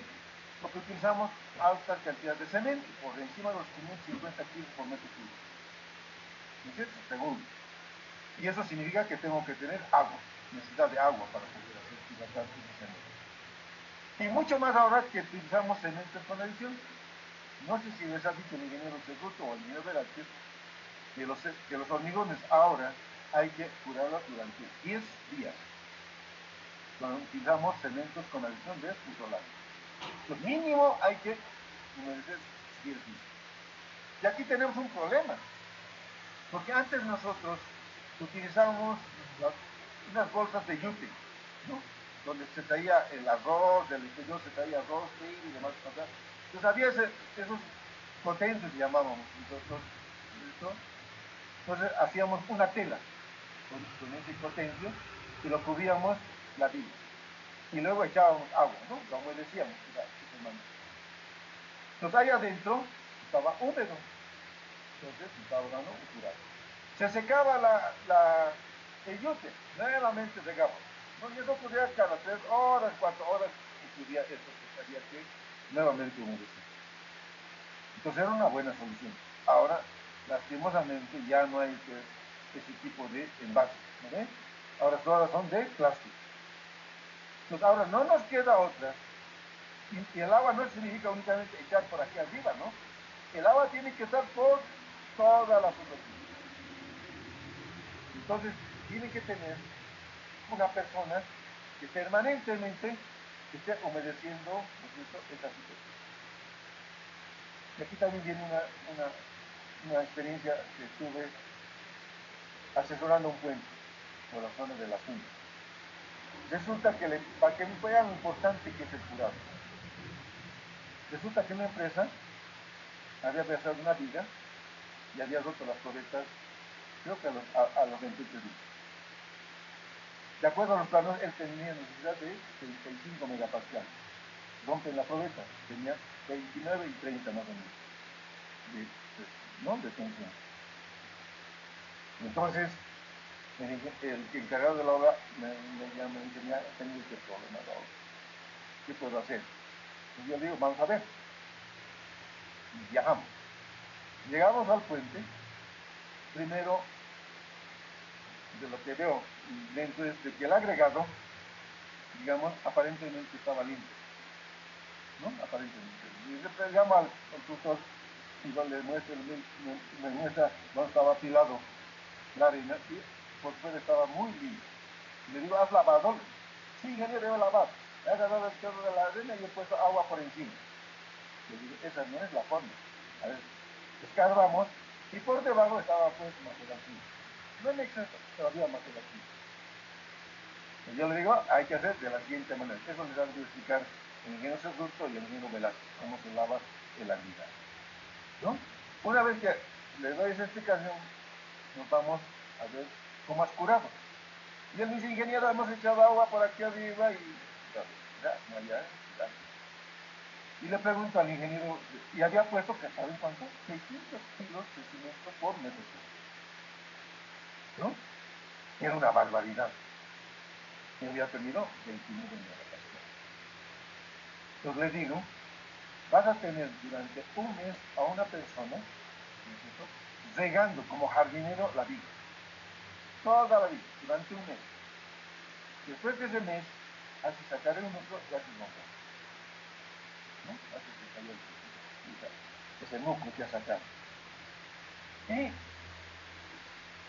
pasarían pues, después de ese, bueno, después yo también no pienso que me quedaba de decir, y esa, dicen, ¿por qué le he dado? Ah, porque había leído, estudiado en esa maestría, que ustedes ahora saben que hay que curar la viga, y que los cementos con adición tienen una gran ventaja, que la resistencia de hormigón en los primeros días cuando se utiliza cemento es muy lenta el incremento de la resistencia, pero eso continúa en forma más o menos, digamos, importante a través de los 28, incluso hasta los 92 días se sube la resistencia en un 20% más o menos. Ya habíamos hecho algunos ensayos en el instituto, ¿no? Entonces, si de 28 a 56 días se subía en 15%, ¿se dan cuenta? Entonces, un hormigón de 30 megapascales, iba a ser más o menos 405. Entonces dije, en un mes más o menos va a tener esta viga 35 megapascales. Entonces, por eso es que le dije, sabía que habían hecho cementos con adición, habían colocado 600 kilos. Para que se desarrolle la resistencia, tiene que haber agua. Y esa agua es proporcionada únicamente mediante el cuidado. Hasta que un día, un domingo, me acuerdo, tocan la puerta de mi casa y aparece el encargado de la contribución. Era un amigo que trabajaba conmigo, que trabajábamos en Servicio Nacional de Camino. Saca el núcleo, me dice, Adolfo, hemos sacado el núcleo. Y me muestra unos cuatro núcleos deben sacar. Muy bien. Y el día martes me llama y me dice, Adolfo, hemos obtenido 40 megapascales. Imagínense, de 29 a 40 megapascales. Entonces, por eso es importante el cuidado. Por eso les estoy comentando eso. Y cuando tengan así resistencias malas, digamos, en caso de pensarlo, pueden dejarla a la viga durante una temporada y curarla muy bien. ¿Ven? Curarla muy bien. Entonces recién proceder a pesar. Y van a ver que van a tener un remedio. Sobre todo cuando tengan cementos con adición. Pero tiene que ser un buen cuidado. Bien, pues interesado, como les decía, se utilizan 550, 580 kilos por metro cúbico. Entonces hay una buena cantidad de cemento, por lo tanto hay que hidratar, ¿no? Y es importante hidratar. Y sobre todo en hormigón con adición, en cemento con adición, donde hay ese segundo fraguado, ¿no es cierto? Que voy a explicar el ingeniero de Chazú, me comenta que les ha explicado el ingeniero Cerruto también. Entonces, se produce una segunda hidratación. Les explicaré les haré recuerdo cómo era eso. Y resulta que cuando yo mezclo agua con cemento, se produce, ¿no es cierto?, un compuesto. ¿no? Que es el silicato de calcio hidratado, ¿no? Con 2 o 3 moléculas de agua que usted se hidrata. Que ese es el material cementante, que es el que le da la dureza al hormigón. Pero también se producen otros productos, entre ellos está el hidróxido de calcio. Y el hidróxido de calcio es esa mancha blanquecina que aparece a veces en los hormigones antiguos, en los muros de contención, se ve generalmente unas manchas blanquecinas. Ese es el hidróxido de calcio. Que aparece afuera, ¿por qué? Porque detrás debe haber humedad seguramente en el muro de contención, el agua atraviesa el hormigón y arrastra ese hidróxido de calcio hasta que aflora en la parte externa.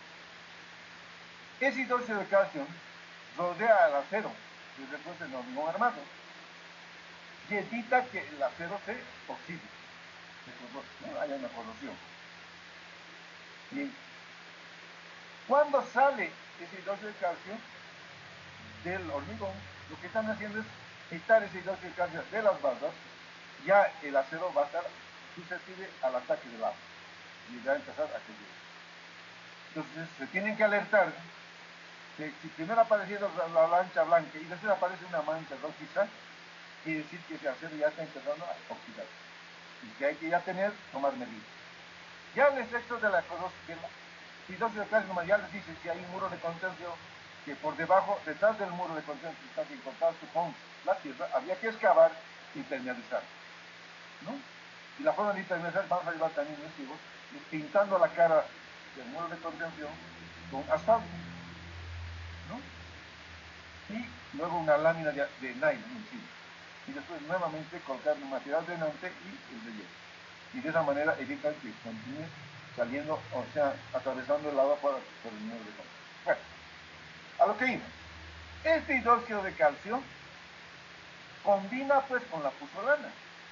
Y la puzzolana es un óxido de silicio nada más. Entonces al combinarse el hidróxido de calcio con el óxido de silicio, forma nuevamente un silicato de calcio hidratado. O sea, otro material cementante. Ese material llega a rellenar los huecos que tiene el hormigón. Entonces usted sabe que tiene varios huequitos, ¿no? Poros. Va llenando esos poros. Y por lo tanto, por eso es que se incrementa la resistencia del hormigón con el tiempo, ¿no? En el cemento con la presión. Entonces, para que se produzca esa segunda reacción, tiene que haber agua. Y esa agua viene del churrasco. Esa es la razón de por qué el que habla le ha dicho a esta persona que estaba encargada de la conciencia corriente que haga un buen cuidado de la vida. Y por eso es que ha incrementado su resistencia. Por eso es importante, ¿no? Sobre todo cuando hablamos de hormigón pesado. ¿Sí? Bueno, volviendo al tema. Resulta entonces ahora que tenemos el hormigón pretesado y el hormigón post-pesado. Los dos ustedes lo conocen. Ustedes todos lo conocen. Son las viguetas, aquí se hacen generalmente las viguetas. Y esto se hace en una planta. Pero como un puente, no puedo yo hacer una planta, porque fíjense, si aquí yo colocara 150 toneladas por cable, entonces tengo una tensión brutal, entonces esto tiene que estar bien empotrado, ¿no ven? Entonces hacer para un puentecito una estructura de ese tipo es muy antieconómico. Por eso es que aquí se utiliza más en las viguetas de hormigón. Entonces en puentes, como es un puente, dos puentes, lo que vamos a hacer, entonces podemos hacer, lo que utilizamos más es, ¿no es cierto?, el postezado. Muy bien. Entonces, miren, antes, ustedes estaban construyendo las vigas. Cuando las vigas, cuando ya la infraestructura está ya construida, ya pueden colocar, ¿no es cierto?, estas vigas. Y si se dan cuenta, para construir una fila, de un estribo, nomás van a tardar por lo menos un mes. Si van a construir una pila y un estribo, se dan unos 2 meses, o mes y medio. Entonces, el hormigón de esta viga ha adquirido ya más que los conceptos de diseño. Se ha retraído, se ha cogido. El hormigón al secarse, ustedes saben que el hormigón al secarse se retrae, ¿no ven? Esa es la retracción. Se ha cortado la viga. Por lo tanto, va a haber menos caída por acortamiento de eso. No vamos a hablar posteriormente de eso. Bien, esa es una de las cosas. Segundo, su módulo elástico va a ser mayor, porque tiene mayor resistencia, ¿no? Entonces es una ventaja hacer de forma paralela a la construcción de la infraestructura o la construcción de las industrias. Muy bien. Una vez que ya tienen que lanzar la viga, proceden al pesado. ¿Y en qué consiste? Primero, Quito, ¿se acuerdan? Les decía que estos extremos hay que taparlos. ¿Y por qué les había dicho que hay que taparlos? Porque puede que haya mucho ventadón o viento en la zona, pero si no lo tapan, va a entrar al tubo arenilla, ¿no ven? Polvillo. Y si entra polvillo, va a haber mayor fricción, por lo tanto mayor pérdida. Otro, generalmente los niños del campo son muy curiosos, ¿no? Muy inquisitivos. Entonces van hasta cerca de la viga y empiezan a hablar a través, ¿no?, de la viga, se llama hablan. Y no hay un travieso de esos, ¿no?, que agarra una piedrita y mete. Y les gusta escuchar lo que rueda, ¿no?, la piedrita. Entonces mete una piedrita, otra piedrita, entonces resulta que mi viga en este sector voy a tener no. Entonces antes de proceder al colocarlo del cable, lo que hacemos es limpiar, ¿no?, y metemos igual un cable con un torón, más o menos, con un cable, con un trapo en el extremo y empezamos a limpiar, ¿no? Entonces, limpiamos el cable y colocamos el cable de presión alta. Si la viga es muy larga, hay muchas pérdidas, se pesa de los dos lados. Si la viga no es muy larga, se pesa de un solo lado, ¿no? Entonces, en uno de los extremos el anclaje es pasivo, o anclaje muerto se llama también, y por el otro lado colocamos el gato de presión alta, ¿no? Pesamos, lo mismo que aquí, ustedes van a empezar. Medimos en el manómetro la fuerza de presión que estamos aplicando o medimos el alargamiento. Una vez que hemos llegado a la presión y al alargamiento previsto, anclamos. Una vez que hemos anclado, retiramos el cable pretensado y el cable va a sobresalir. Cortamos 5 centímetros por dentro de este borde de la viga y luego lo sellamos. Colocamos una manguerita, ¿no?, en el cable pretensado y sellamos. Y una vez que hemos hecho, a través de esa manguerita inyectamos. ¿No? Se inyecta a lo largo de todo el cable. Una vez que sale por el otro lado, aquí también hay una manguerita, sale y doblamos la manguerita. Continuamos metiendo inyección hasta tener 1.4 toneladas por centímetro cuadrado de presión y doblamos la manguerita en este extremo. Y lo dejamos hasta el día siguiente, ¿no?, a que trae. Y aquí también hay que tener cuidado. Que la inyección tiene que tener una fluidez determinada y una resistencia determinada. Entonces, ahora hemos visto, hay una tesis que recién nos han dado, ustedes compañeros han hecho, sobre el uso del cemento con adición en la inyección. ¿Por qué? Porque, por ejemplo, para poder yo controlar un poco la fluidez, a veces tengo que utilizar, lo que antes hacía era utilizarse un retardador de fraguado. ¿Por qué? Porque conforme va avanzando la inyección, se dan cuenta que adentro está caliente posiblemente, ¿no es cierto?, se va fraguando y llega al extremo muy extremo. O puede que no salga. ¿No ves? Y si no sale, quiere decir que se ha cerrado en todo el país. Por eso es que utilizábamos un retardador de fraguado. Pues cuando se ocurre, poner agua inmediatamente a presión y lavar para. Pero los cementos con adición sabemos que tienen un fraguado muy lento. Por eso es que en esa tesis se ha demostrado que posiblemente en la mayor parte de los casos, para hacer la inyección ya no necesitamos colocar un retardador de fraguado, ¿no? Para agilizar el proceso de la inyección, podemos también ponerle un fluidificante para que reponga muy rápidamente. Pero eso usted se ha visto también que cuando se coloca un retardador de fraguado, esta lechada de cemento puede tardar hasta 3 días en fraguar, en endurecer. Si hay que ensayar. Está precisamente en esa tesis. Pero no todos los cementos que se tienen en el país, el país tiene más o menos ahorita 10 cementos. Entonces yo se les recomiendo es de que hagan hacer una dosificación de la lechada de cemento con el cemento que van a utilizar. En algunos casos incluso se ha visto, también se pone un expansor, ¿no?, en la lechada. ¿Para qué? Para que cubra todita la vaina. No ve que el cemento, cuando tiene mucho cemento, porque la lechada de cemento tiene casi cemento nada más, se va a retraer. Entonces, al retraerse puede quedar floja dentro de la vaina, ¿no ven? La lechada, al endurecerse. Entonces se pone un expansor para que cubra todo el sector, ¿no? Toda la vaina.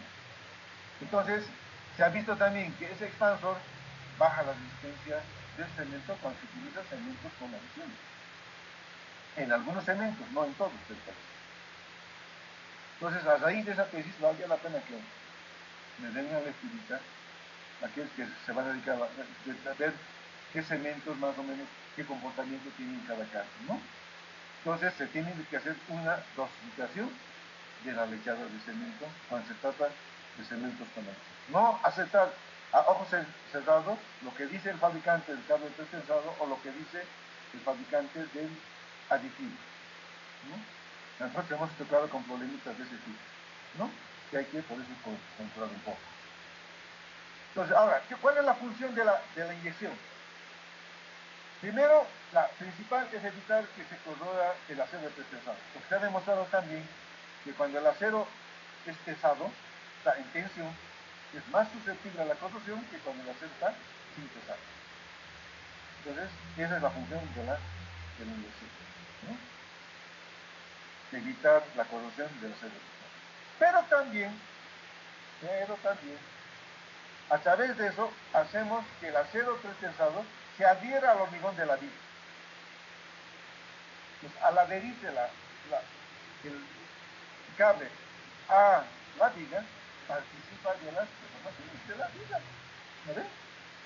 Entonces yo puedo homogeneizar el acero pretensado con respecto a la viga y de esa manera tengo una sección parecida a la de hormigón armado para las propiedades que me ofrece.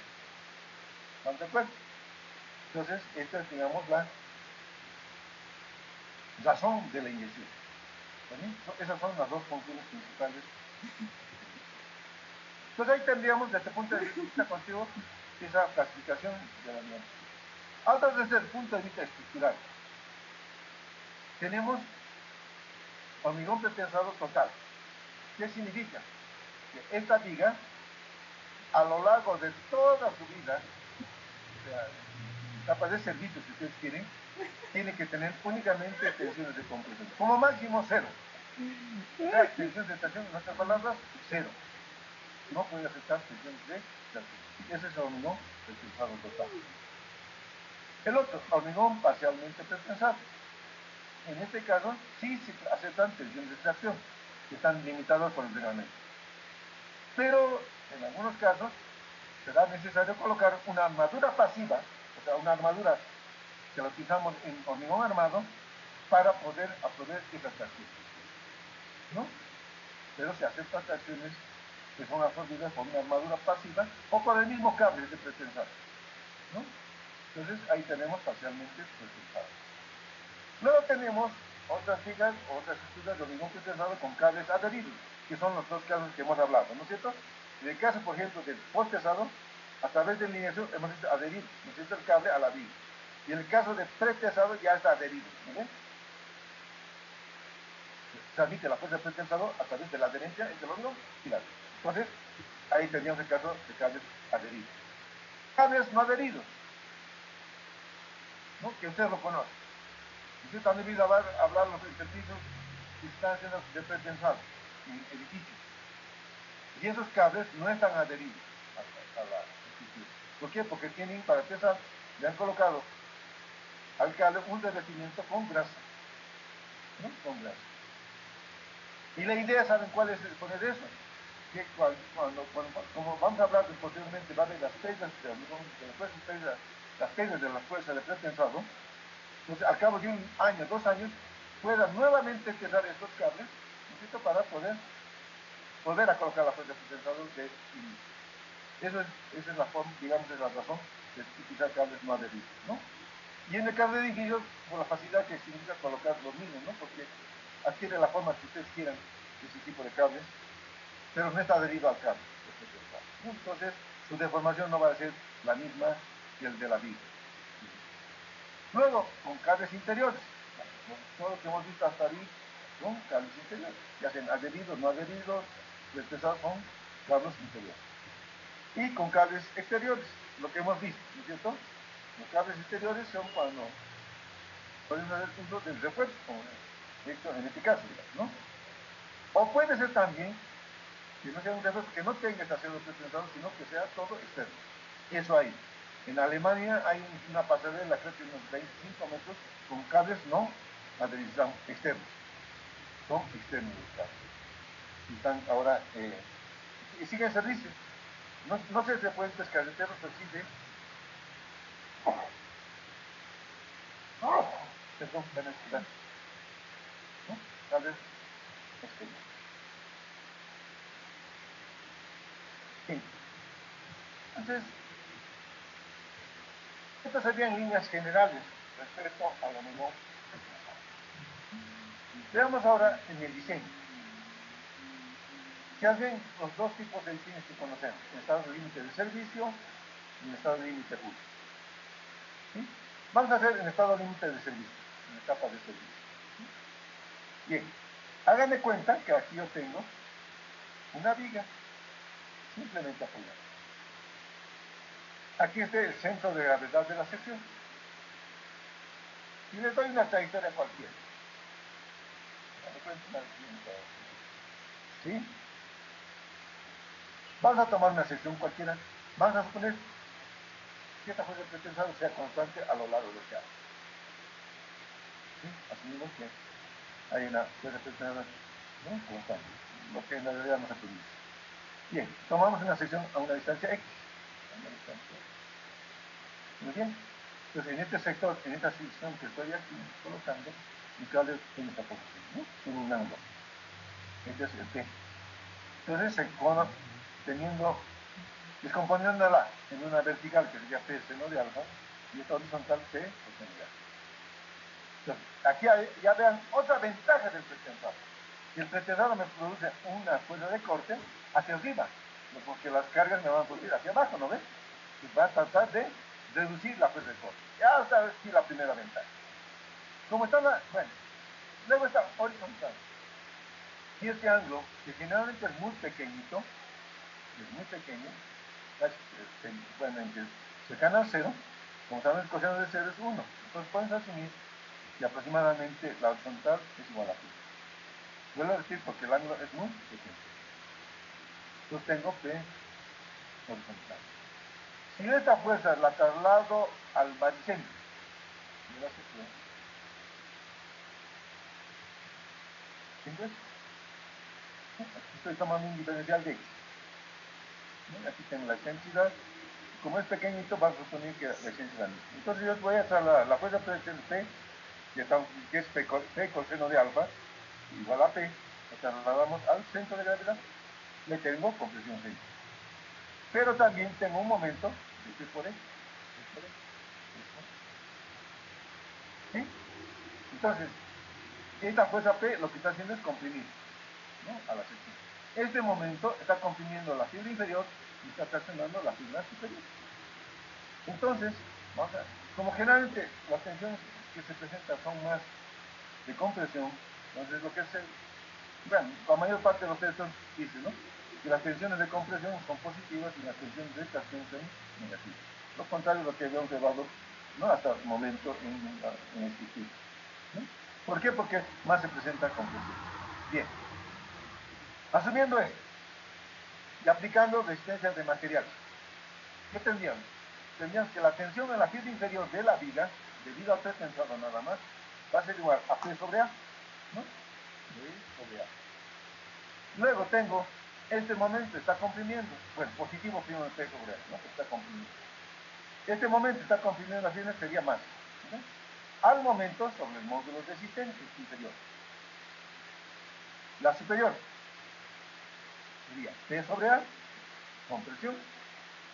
Este momento está traccionando a la fibra inferior menos P por E sobre el módulo resistente de la fibra superior, ¿no? Aquí estoy mostrando que Y sub I es la distancia del baricentro a la fibra inferior y Y sub S la distancia del baricentro a la fibra superior. Y aquí está mi cable. Y esa es la excentricidad, ¿no?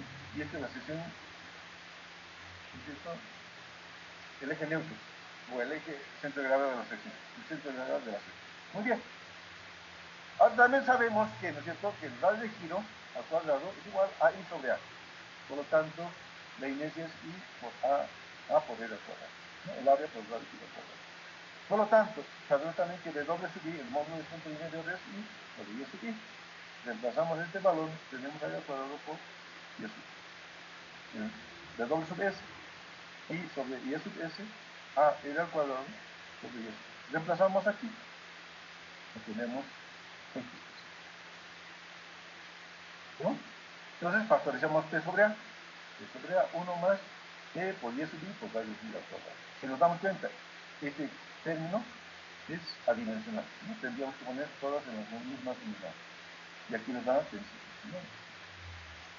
Unidades de tensión, P sobre A. Lo mismo en el caso de la figura superior P sobre A, y P sobre A, 1 menos E por Y sub S por radio I al cuadrado. ¿No? Entonces ya tenemos las tensiones que genera el pretensado, ¿no? Tanto en la fibra inferior como en la fibra superior. Hagan de cuenta que tenemos un sistema de carga cualquiera y tenemos la misma sección X. ¿No ven? Entonces yo tengo un momento de este tipo. ¿No ven? Si es igual a una, como en este caso es una viga simplemente apoyada. En esta misma sección tengo cargas aquí, voy a tener un momento que tracciona la fibra inferior y comprime la fibra superior. Entonces, ¿cuánto valdría la tensión en la fibra inferior debido a la carga Q o P, lo que ustedes quieran por encima? Va a ser igual a menos, porque ese momento está traccionando a la fibra inferior. El momento sobre el módulo resistente, ¿no? Por resistencia material. En la fibra superior, producida por la carga Q, M, superponemos el efecto de la carga del pretensado más el de la carga, tenemos ¿no? Que sobre A 1 más E y Y sub I, de acuerdo, menos el momento del doble sub. La tensión en la fibra superior P sobre A 1 menos E por Y al cuadrado por E. Estas tensiones que he calculado, tengo que comparar con las que me da el reglamento, la tensión también. O sea, tienen que ser menos estos valores a las tensiones admisibles que da el reglamento. ¿Sí? Y eso lo tienen en el texto del ingeniero Subieta, o tienen también en el Nielsen. Entonces les decía, sería interesante que para esta clase hubieran leído el libro del Nielsen. Si no lo han hecho, van a encontrar en el Nielsen cuáles son las tensiones admisibles. Y les da en dos etapas, en la etapa inicial y en la etapa final. ¿No? Y hay incluso ahí las tensiones máximas de compresión y las tensiones de tracción también. ¿No? Entonces hay que comparar con esos valores. Nada más. ¿Dónde hemos aprendido esto? De materiales. Esta ecuacióncita, flexión compuesta. ¿O no? Y esto es flexión. Y eso es diseñar puentes. Eso es diseñar en hormigón pretensado. Ahora, esas tensiones admisibles dependen, ¿no? Van a encontrar en el Nielsen unas respecto cuando se utiliza para edificios y otras cuando se utiliza pretensado por pesado. Y en puentes también van a encontrar del aire, ¿no? Que también están como tensiones admisibles. Entonces, eso se comparan con respecto a eso que obtenemos para ver si están dentro o no. ¿De acuerdo? Entonces, casi nada extraordinario le estoy hablando. Entonces, esto nada extraordinario. Todos esos conceptos ustedes los han tenido. ¿Sí? Entonces, he tenido 2 horas más o menos sentado, pero me ha servido para avanzar esta parte, que es, pues ya no es tan tedioso, ¿no? Ya estas cositas ya la entienden, ya saben. Lo único que estoy haciendo es hacerles recuerdo, ¿no? De esos conceptos que han llevado posiblemente hasta hace unos 4 semestres. Y si ven esto, los de carreteras llevan pues estas materias, ¿no ven? Y deben, más o menos, van a entender eso que hemos explicado. O sea, pues les decía, no tiene nada de extraordinario lo mismo que es aplicar únicamente a los conceptos que hemos aprendido en las materias precedentes. ¿Está bien? Entonces vamos a quedar aquí, ¿no es cierto?, para poder pues, continuar, aunque creo que la siguiente clase es examen, ¿no ven? Es el primer parcial. Entonces vamos a tomar el parcial y vamos a continuar con este temita posteriormente, ¿no? Entonces, rogaría a ustedes que les den una ley que no lo han hecho del Nielsen o de cualquier otro tipo de hormigón pretensado que van a tener y van a ver que no es tan complicado. y se pueden conseguir el textito de don Alfonso Subieta, más o menos yo sigo esa, ¿no? Porque ha sido mi maestro, ¿no? Ha sido mi jefe, mi maestro, ¿no? Entonces, este textito es más o menos siguiendo estos lineamientos, ¿no? Yo he tratado de seguir los lineamientos que él tenía para poder. Algo así, algunas cositas las he ampliado, digamos, desde el punto de vista que no tiene más poder. ¿Está bien? Bueno, primero. Otra cosa que quería comentarles es lo siguiente. Ya tienen los grupos de trabajo, entonces ya bueno, no van a tener tiempo a hacerlo porque seguramente recién van a estudiar. Entonces, para el siguiente lunes ya tengo que tener, ya deberían tener un anteproyecto, ¿no? Del proyecto de curso, ¿sí? O unos 3 anteproyectos para ver cómo se puede conseguir esa estructura, incluso hasta tener ya predimensionamiento. ¿Estamos de acuerdo? Entonces vamos a tratar de que lo tengan y veremos a ver cómo sale para poder que lo presente. Uno por grupo nada más, para poder, ¿no es cierto?, ver el avance. Hay algunos reclamos, sobre todo de una persona que pide cambiar de grupo, ¿no? Porque es que la habían abandonado el anterior semestre, ¿no? Miren, eso no creo que sea, o sea, yo les había dicho primero, cuando se dio el proyecto, que aquellas personas que no asistan a las reuniones que ustedes convocan o no dicen nada, no lo dicen con tiempo. Primero para eliminar a esas personas y segundo con el propósito de ubicarlos en caso de que estuvieran solos, digamos, en el grupo. Pero háganlo pues con tiempo. Entonces, por eso es que el proyecto tiene, no hacerlo de noche antes, tiene que ser paulatinamente, como estamos haciendo ahora, ¿no? Entonces, por eso es que ahora les voy a decir un poquito, vamos a hacer un avance de los proyectos, ¿está bien? Incluso en algún momento vamos a poder, si nos da tiempo también, hacer por grupo, así al azar, para que expliquen lo que están haciendo, ¿está bien? Entonces, por eso es que esos avances de proyectos los hagan en forma muy ordenada y además, y ahí plantearse las dudas que tengan para poderlas absorber en este tipo de exposición, ¿ya? Segundo, yo les digo, el reclamo que me hacían era, digamos, de que no asistían. Yo digo, cuando ustedes estén trabajando, cuando entren a una institución, no creo que digan, ¿no? Entran a la oficina, esta persona había trabajado aquí, no me cae bien, ¿no? No, prefiero no trabajar y ir. ¿Harían eso? Creo que no, ¿no ven? Van a tener que trabajar, aunque no les guste con la persona, que no les guste, pero van a tener que trabajar en la institución. O en el transcurso, si trabajo hay algunos que son antipáticos, entonces van a seguir teniendo que trabajar, van a tener que aceptar. Esa es la razón de formar grupos también. Yo les decía de conocer idiosincrasias, es conocer personas y saberse desenvolver. Esa es la finalidad de hacer los grupos de trabajo. Ahora les decía, no asisten, no van a una de las reuniones que han convocado para hacer el proyecto. Avísenme. Yo lo voy a eliminar. Y aquellas personas, y verdaderamente hay personas que sí son muy desleales, porque eso se llama deslealtad. El dejar a una persona al final del curso diciendo no voy a seguir con la materia y arreglártelas como puedas, eso es de cobarde. No ser solidario, ¿no? Y eso no puede ser.